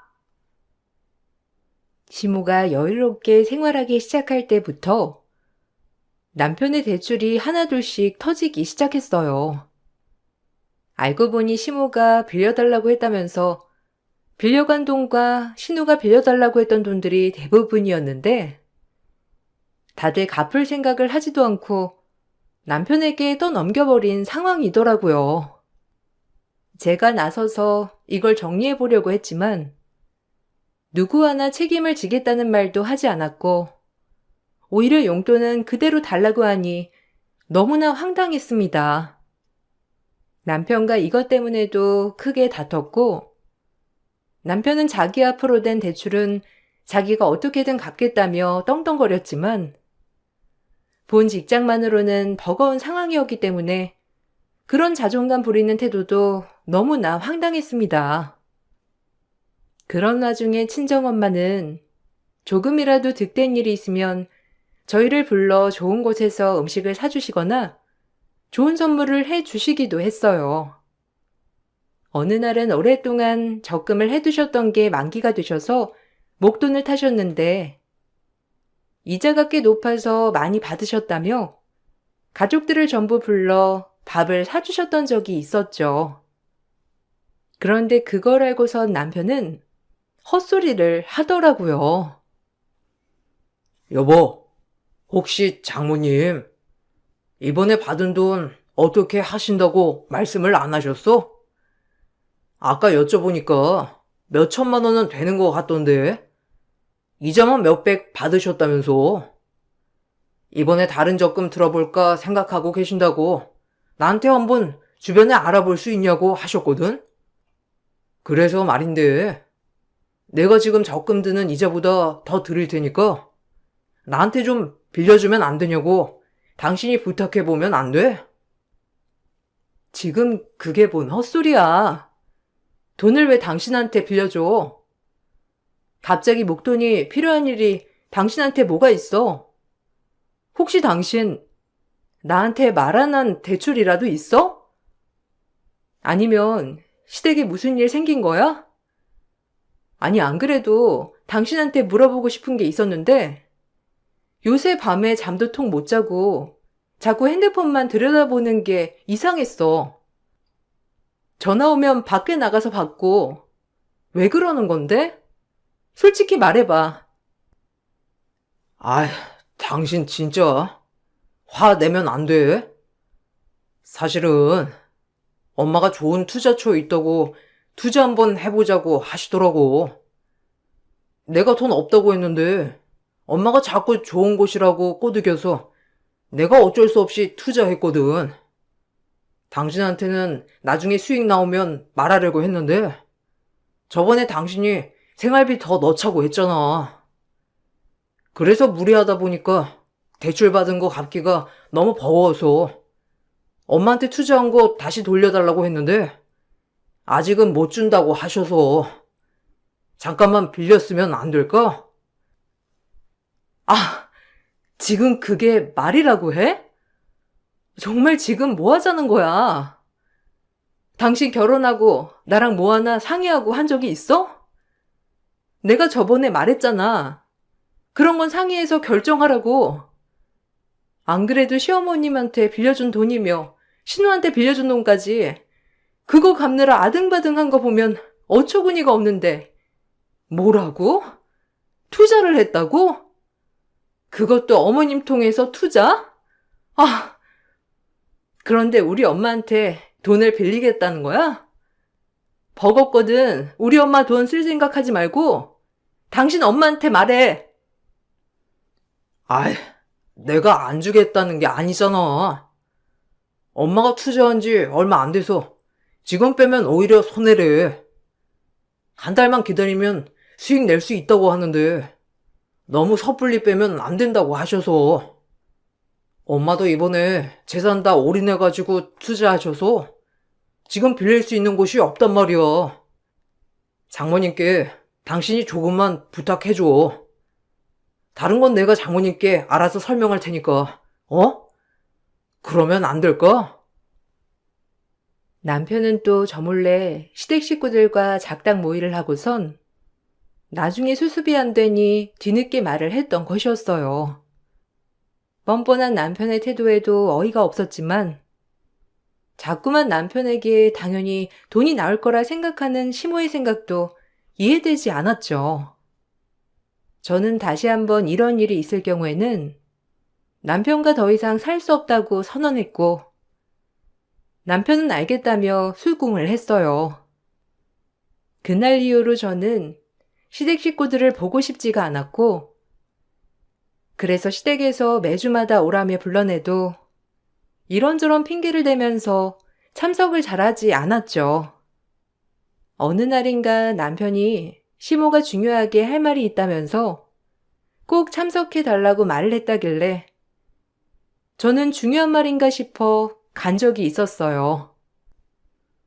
너희 아무리 그래도 내가 가고 나면 이 재산 누가 제일 많이 받겠니? 네 아빠도 이렇게 일찍 갈 거라고 누가 상상이나 했겠냐고. 내가 지금은 젊지만 사실 언제 갈지도 모르는 상황에서 재산 받을 생각이 있으면 너희가 지금부터 잘해야 하는 거 아니니? 나 요즘 유언장 매달 쓰고 있어. 매달마다 내 마음대로 유언해 놓고 갈 거야. 그러니까 재산 잘 받고 싶거들랑 이 핑계 저 핑계 대지 말고 가족 모임 똑바로 참석하고 나한테 잘해. 며느리가 못하면 아들 몫은 없어. 에이, 엄마. 뭘 그렇게 말해. 내가 잘하고 있잖아. 와이프가 요즘 바빠서 그런 거지. 엄마한테 잘할 마음이 얼마나 큰데. 그렇지, 여보? 그래도 내가 여기 자주 와서 엄마 보고 있잖아. 아들이 잘하는데 그걸로는 부족한 거야? 엄마 뜻 알았어. 우리도 자주 오려고 그랬지. 엄마 자식은 나니까 내가 어떻게 하는지 볼 거지, 엄마? 아들도 아들이지만 나는 며느리가 나한테 잘했으면 좋겠어. 솔직히 아들이라고 하나 있는데 하나밖에 없는 며느리가 시어머니 무시하면 되겠니? 그래도 매주는 어렵더라도 와서 밥도 먹고 같이 시간도 보내야 되는 거지. 아들이야 내 뱃속에서 나온 애라지만 며느리는 그게 아니니 친해지려고 노력을 해야 하는 거 아니니? 니들 결혼하고 나서 벌써 몇 년이나 지났는데 어쩜 이렇게 잘해줄 생각도 없고. 하여튼 잘해준 애한테 유산 제일 많이 남길 거야. 어머님, 저는 어머님 재산 받을 생각 하나도 없어요. 솔직히 말하면 어머님 돌아가시기 전까지 평생 가지고 계신 재산 다 쓰시고 가셨으면 좋겠어요. 이건 진심이에요. 하나도 남기지 마시고 다 쓰시고 평생 편안하게 살다 가시는 게 우리 소원이고요. 그리고 저희가 재산 바라고 어머님께 잘해드린다면 그게 더 어머님은 서운하시지 않으시겠어요? 누가 재산 바라고 잘해주라니? 그래도 잘해준 애한테 재산 많이 남겨준다고 하는 거지. 너희가 생각이 있으면 부모를 챙겨야 하는 게 맞는 거야. 그리고 며느리는 결혼하면 시댁 먼저 챙기는 게 당연한 거고. 어떻게 시댁에서 서운하게 했다고 찾아오지도 않고 그러니? 네가 돈 때문에 그런 거라서 나도 돈 때문에라도 찾아왔으면 좋겠다고 말하는 거야. 본인에게 더 잘해주는 자식에게 많은 재산을 주겠다는 시모의 말도 황당했지만 남편은 그 말을 듣고선 애가 타는지 매일매일 저를 조르기 시작했어요. 주말이면 시댁에 가야 되는 거 아니냐면서 저에게 눈치를 줬고, 하나부터 열까지 시모를 챙기려고 안달이 나 있었죠.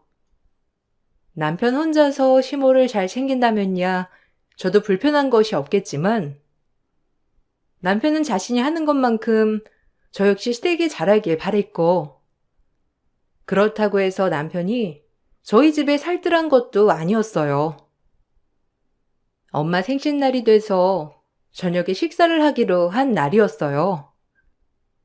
저는 급하게 회사에 일이 터져 늦게 퇴근을 하게 되었고, 엄마 생신 선물로 드릴 현금도 찾지 못해 남편에게 50만 원을 찾아달라며 보낸 적이 있었어요.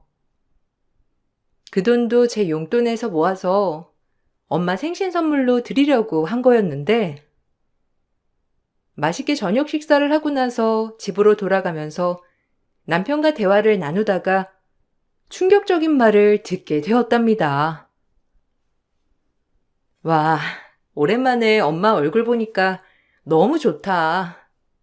이래서 결혼하면 친정이 편하다고 하는가 봐. 결혼하기 전에는 언제 독립할까 생각만 했었는데 말이야. 솔직히 시간만 되면 친정에서 한 며칠 푹 쉬었으면 좋겠어. 요새 일이 너무 바빠가지고 난리네. 당신도 시댁 가면 이런 생각 드니까 자주 가려고 하는 거야? 생각해보니 나는 당신 어머님이 잘해야 유산 많이 준다고 해서 잘하는가 싶었는데, 당신도 시댁이 편하니까 더 자주 가고 싶고 그러는 거겠지? 오늘 오랜만에 집에 가니까 내가 그동안 너무 시댁이라고 해서 갑갑하게 생각했나 싶더라고. 여보, 내가 아무리 엉망이어도 내가 유산 때문에 엄마한테 잘하려고 하는 거겠어? 그냥 엄마 보고 싶고 그러니까 시댁에 자주 가고 하는 거지. 거기다가 결혼했는데 나 혼자 가면 엄마가 혹시라도 나 싸웠나 싶어서 눈치 볼 수 있으니까 당신 데리고 가려고 하는 거지. 내가 무슨 당신까지 잘해야 유산 받을 수 있으니까 그랬겠냐고. 이제라도 알았으니 다행이네. 그러게. 내가 좀 예민했었나 봐. 그러고 보니 엄마한테 50만 원 잘 챙겨드렸어? 아까 봉투 본다고 하는 게 내가 깜빡 잊고 못 봤네. 내가 드릴까 하다가 그래도 사이가 주는 게 엄마 입장에서는 기쁠 수도 있겠다 싶어서 당신한테 드리라고 한 건데 잘 드렸어? 요새 엄마가 사고 싶으신 게 있다고 하셨거든. 그게 딱 50만 원 정도라 맞춰서 드린 거야. 50만 원? 아, 나 30만 원 드렸는데. 아니, 우리 원래 양가 생신 때는 30만 원씩 드리기로 애초에 약속했잖아. 당신 근데 왜 갑자기 50만 원이야? 그리고 오늘 저녁 식사도 우리가 계산한 거 아니었어?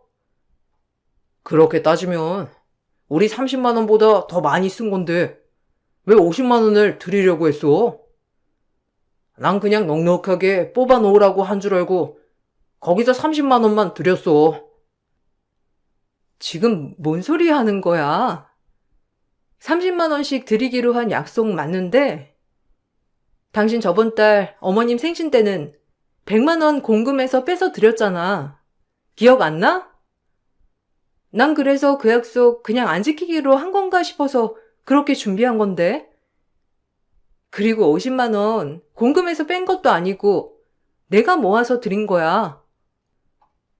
애초에 30만 원 맞출 거였으면 어머님 생신 때도 그렇게 드려야지. 이제 와서 무슨 소리를 하는 거야? 그래서 20만 원 어쨌는데. 그럼 그거 다시 돌려줘. 엄마한테 입금해 드릴 테니까. 아, 당신 진짜 너무한다. 안 그래도 요즘 나 힘들어 하는 거 안 보여? 내가 오죽하면 엄마 생신 선물도 공금해서 빼서 드렸겠어. 나도 당신처럼 용돈 모아서 드리고 싶지. 근데 그게 안 됐으니까 공금해서 빼서 드린 거잖아. 20만 원 그냥 내가 내일 장모님께 이체해 드릴게. 됐지? 남편은 그렇게 저에게 서운함을 티냈지만 다음날 엄마에게 돈을 보내드리지도 않았더라고요. 남편에게 따져야 되겠다 싶었는데 엄마는 그래도 저에게 말 못할 일이 있는가 보다며 한 번은 넘어가 주라고 저를 달래셨죠. 그때까지만 하더라도 그냥 남편도 대출이 많고 그러니 힘들 수도 있겠다는 생각을 했어요.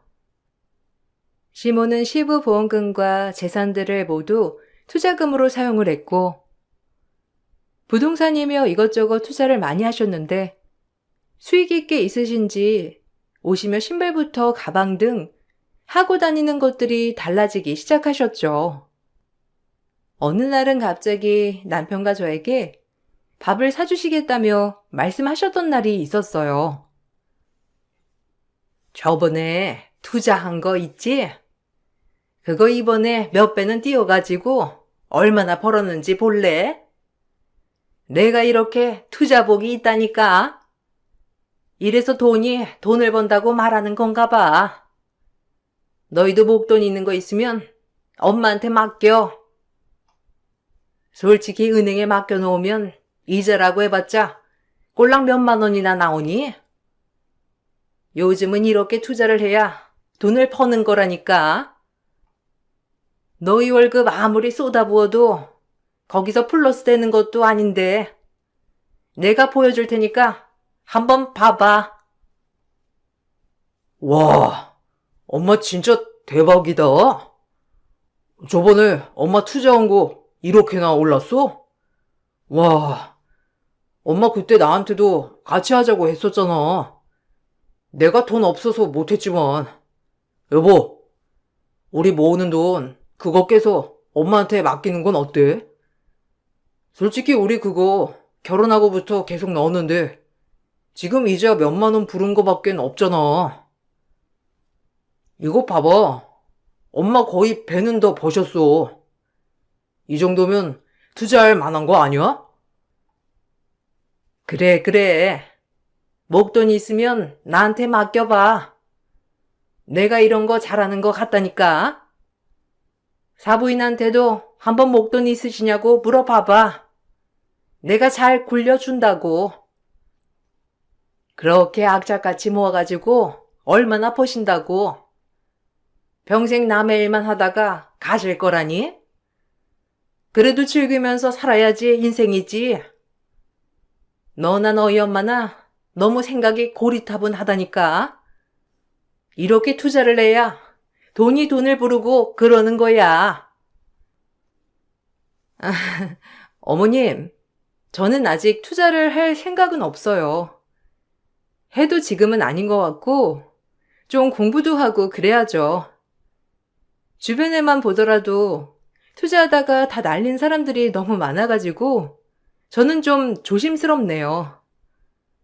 어머님도 너무 전재산 투자하시지 마시고 조금 버셨으면 원래 투자했던 돈은 빼고 저축하세요.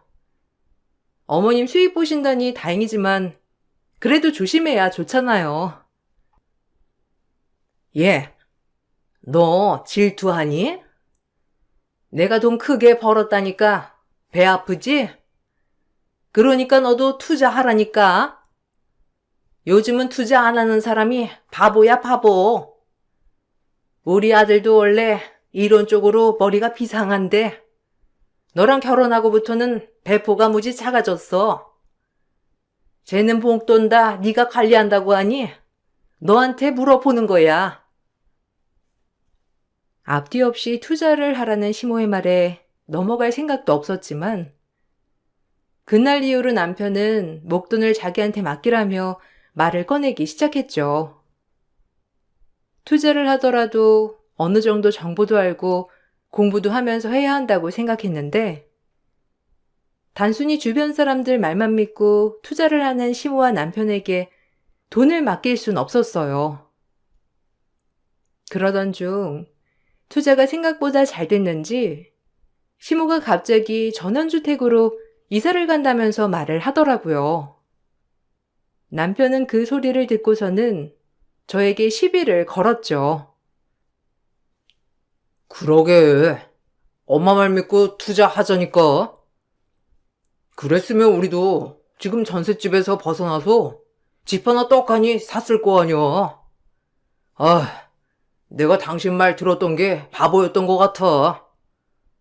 그냥 그때 밀어붙이던가 했어야 하는 건데. 당신도 지금 좀 부럽지?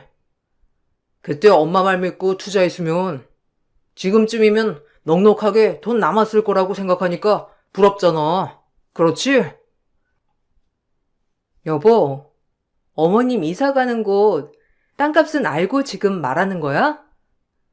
어머님 지금 시내 한복판에서도 집값 비싼 곳에서 사시다가 그 동네 가시는 거야. 물론 지금 사시는 집보다 훨씬 넓고 마당도 있고 좋은 건 알겠는데, 거기 이사 가시는 게 지금 좋은 거라고 생각해? 새 집이고 넓은 집이니 좋지. 좋은데, 투자해서 돈 버시니까 가신다고 생각하는 거냐고. 난 지금 걱정이 이만저만이 아닌데. 아니, 당신 집은 제대로 보긴 한 거야? 거기 바닥 전부 대리석에 마당에는 천연 잔디까지 쫙 깔려 있고 방도 지금 있는 집보다 많고 가전들도 다 빌트인으로 좋은 걸로 들어가 있는데 당연히 엄마가 수익 보니까 거기로 이사 가는 거지. 딱 봐도 지금 사는 집보다 훨씬 깔끔하고 좋잖아. 이번에 동생도 거기 같이 들어갈 거라고 하더라. 우리도 합가할까? 아, 그때 엄마가 투자하라는 대로 했으면 지금쯤 회사고 뭐고 때려치우고 사업을 했을 텐데. 시모는 전원주택으로 이사를 가신다고 했는데, 이사를 가는 동네가 시내에서 많이 떨어진 지역에 있는 곳이었어요. 아무리 신축으로 지었다고 하더라도 원래 살던 곳을 처분하는 것보다 더 많은 돈이 들지 않을 것 같다 생각했지만 시댁 식구들은 별 생각이 없는 것 같았죠. 그렇게 이사를 하고 집 들인 날 엄마가 시모의 이사를 축하해 주러 오셨어요. 엄마는 선물로 작은 상자를 시모께 드렸는데 시모는 그 상자를 받고서는 황당하다는 표정을 지으셨어요. 아이고, 너희 엄마는 어디 집들이 가시거들랑 뭐 들고 가는지 네가 좀 봐드려야 되겠다. 돈이 없으시거든. 그래도 좀 큼직큼직한 물건으로 챙겨서 드려야지. 이거 뭐니? 어디 비누 한 각 선물해 주셨다니? 에휴, 뭐 너희 엄마도 아껴서 사시느라 그러시겠지만 솔직히 이건 아니지. 콩알 만한 거 주고 밥까지 먹고 가시게? 에휴, 네가 생각해도 이건 좀 아니지 않니? 에이, 장모님 좀 너무 하셨네. 당신도 장모님이 선물 가지고 오시는 거 안 들어봤어? 그래도 당신이 옆에서 좀 챙겨드리지 그랬어. 이게 뭐야? 엄마도 급이 있는데 엄마한테 맞춰서 준비를 하시던지. 정말 부담스러우셨으면 그냥 안 오셔도 되는 건데. 엄마가 그냥 이해하고 넘어가. 장모님은 이런 거 돈 쓸 줄 모르시는 분이셔. 어머, 엄마, 이렇게 작은 선물 상자 주는 사람은 처음 본다. 그래도 좀 있어 보이게 큼직큼직한 선물로 주시더구만. 뭐 금덩이라도 넣어두신 건가? 엄마, 궁금한데 한번 열어보자. 어? 엄마! 엄마 이거 금두꺼비 아니야? 어머머머! 이거 봐봐. 여기 진짜 금덩이를 두셨네. 인증서까지 있어. 어머, 엄마, 이거 10돈이 넘는데? 뭐? 아니, 10돈 두껍이라고? 아니, 세상에. 아유, 이걸 어떻게? 아이고, 우리 사돈께서 통이 정말 크시네. 역시 할 때는 딱 할 줄 아는 게 우리 사돈이시구나. 얘 뭐하니? 가서 고기 좀 더 가지고 오렴. 우리 사돈이랑 오늘 할 얘기가 많겠네. 사돈 어디에 앉아 계시니?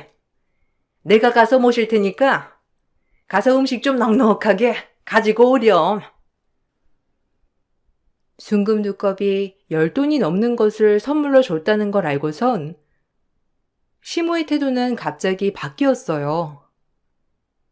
엄마가 선물을 주는 순간에도 웃음 한번 보이시지 않으셨던 시모가 갑자기 엄마에게 살갑게 다가가 말을 거는 걸 보고서는 그동안 참아왔던 게 한순간에 터지는 것 같았습니다. 더 이상은 이 집에 있고 싶지 않다 생각이 들어 전 선물로 줬던 두꺼비를 들고 엄마와 나오려고 했어요.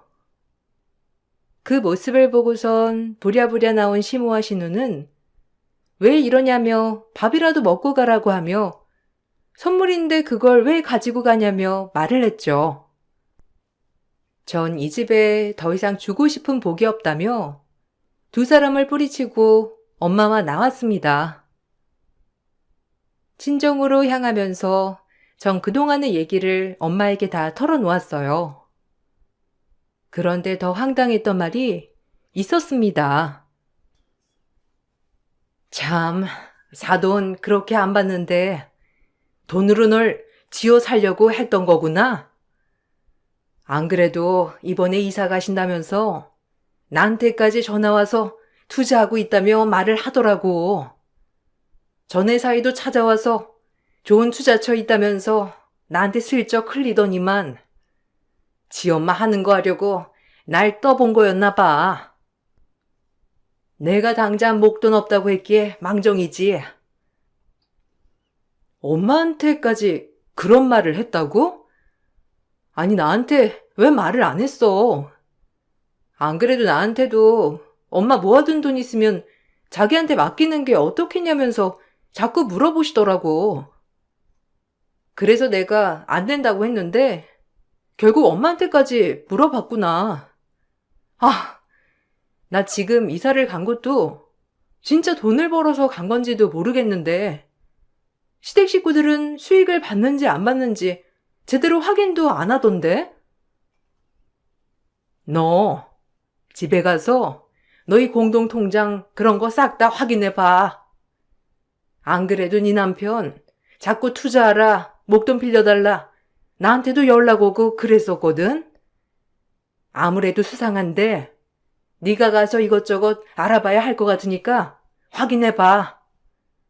얼마 전에도 네 시모가 투자하라면서 자기가 굴려주겠다고 연락 왔는데 내가 거절하니까 그때부터 싹 목소리가 바뀌던데. 뭔가 수상한 것 같아. 전 엄마의 말을 듣고서는 공동으로 관리하던 통장과 적금을 들던 통장을 모두 살펴보았어요. 다행히 돈은 그대로 있었지만 매달마다 수상한 지출이 보이더라고요. 확인을 해봐야 되겠다 싶어 남편에게 확인을 해보니 남편은 결국 대출까지 받아 투자를 했던 것이었어요. 전 우리 집을 무시한 시댁 식구들에게 진절머리가 났고 그 중간에서 제대로 중지도 못하고 휘둘리는 남편에게도 진절머리가 났죠. 거기다가 말도 안 하고 대출까지 받아 투자를 한 남편과 더 이상 믿을 수 없다 생각이 들었어요. 그렇게 저는 남편과 이혼을 하게 되었답니다. 이혼을 하면서 드러난 것은 그동안 남편의 월급이 제가 알던 월급이 아니었다는 것이었어요. 애초에 저에게 100만 원은 더 적게 말을 했었고 그 돈 모두 시댁으로 들어가고 있었습니다. 그러니 당연히 시댁에 드리는 돈이 200만 원이나 됐다는 거였죠. 여기에 남편은 대출까지 받아 투자까지 했던 상황이었고 이 모든 것은 남편의 유책 사유가 되었습니다. 남편은 저에게 위자료를 지급해야 했고, 그동안 모은 재산에서 남편의 분할 비율은 적을 수밖에 없었어요. 그렇게 이혼을 하고 나서 얼마 지나지 않아 남편은 저에게 연락을 해 왔습니다. 여보, 당신 말이 맞았어. 엄마가 투자했던 거 다 사기였어. 엄마만 믿고 우리 다 대출 받아서 투자했는데 그거 다 사기였더라고. 지금 우리 집도 다 날려서 시골 할머니 댁으로 들어갈 거야. 당신한테는 말해야 할 것 같아서. 전원주택도 엄마 명의로 된 게 아니래. 전세로 들어왔고 그동안 투자한 거 잘 안 돼서 집 처분해서 여기까지 온 거라고 엄마가 말하더라고. 아, 내가 진작에 당신 말을 들을 걸 그랬어. 이제 와서 후회하면 뭐 할 거니? 나 당신이랑 더 이상 할 말 없고, 이렇게 전화할 사이는 아니지 않아? 그리고 그때 당신 투자해야 한다면서 나고 엄마고 무시했으면서 뭐? 진작에 내 말을 들어? 다시 돌아가도 당신은 똑같아. 당신은 지금 이렇게 될 거 알고서 돌아가도 내 말은 절대로 안 들을 거였을 테니 후회하는 척 하지 마. 아니야. 나 진짜 반성하고 있어. 당신한테 왜 그렇게 했을까 너무 미안하고. 내가 엄마 말만 믿어서 그랬던 거 진짜 반성해. 시골 내려가려고 하니까 너무 막막하고, 솔직히 직장 그만두기는 좀 아까워서 나라도 여기 고시원 잡아서 지내볼까 생각 중이거든. 그래서 말인데, 혹시 당신 나한테 한 번만 더 기회 줄 생각 없어? 내가 이번에는 정말 잘할게. 뭐? 당신 기회는 이미 살면서 많이 줬어. 그런데 무슨 또 기회를 주라는 거야? 지금까지 그 수많은 기회 날린 건 당신이야. 내가 기회를 안 줬던 게 아니라 나랑 당신은 앞으로 이 목숨 다할 때까지 만날 일 없으니까 기대조차 하지 마. 당신이라면 지긋지긋해. 그렇게 조심하라고 했던 제 말을 듣지 않았던 남편은 대출을 받을 대로 모두 끌어모아 투자를 했고 투자 사기를 당하면서 시댁은 몰락했어요. 이 소식을 듣고서는 참 사람 끝까지 변하지 않는구나 싶더군요. 저는 이혼 후 친정에 들어가서 엄마랑 같이 살고 있어요. 수십 년을 꼬박꼬박 저축을 하셨던 엄마는 편하게 노년을 즐기고 싶으시다면서 실버타운에 들어가실 비용까지 다 준비를 해 두셨더라고요. 엄마는 늘 내 노력과 땀이 들어가지 않는 곳은 쉽게 떠날 수 있다고 했는데 그 말을 새겨 들으면서 살아가고 있답니다. 돈이 풍족하다면 물론 좀 더 여유롭고 행복하게 살 수는 있겠지만 사람의 욕심은 아무리 돈이 많아도 끝이 없는 것 같아요. 이번 기회로 정말 많은 인생의 교훈을 배우게 되었답니다. 제 얘기 들어주신 분들 모두 감사드려요. 여러분들은 항상 행복하시길 바랄게요.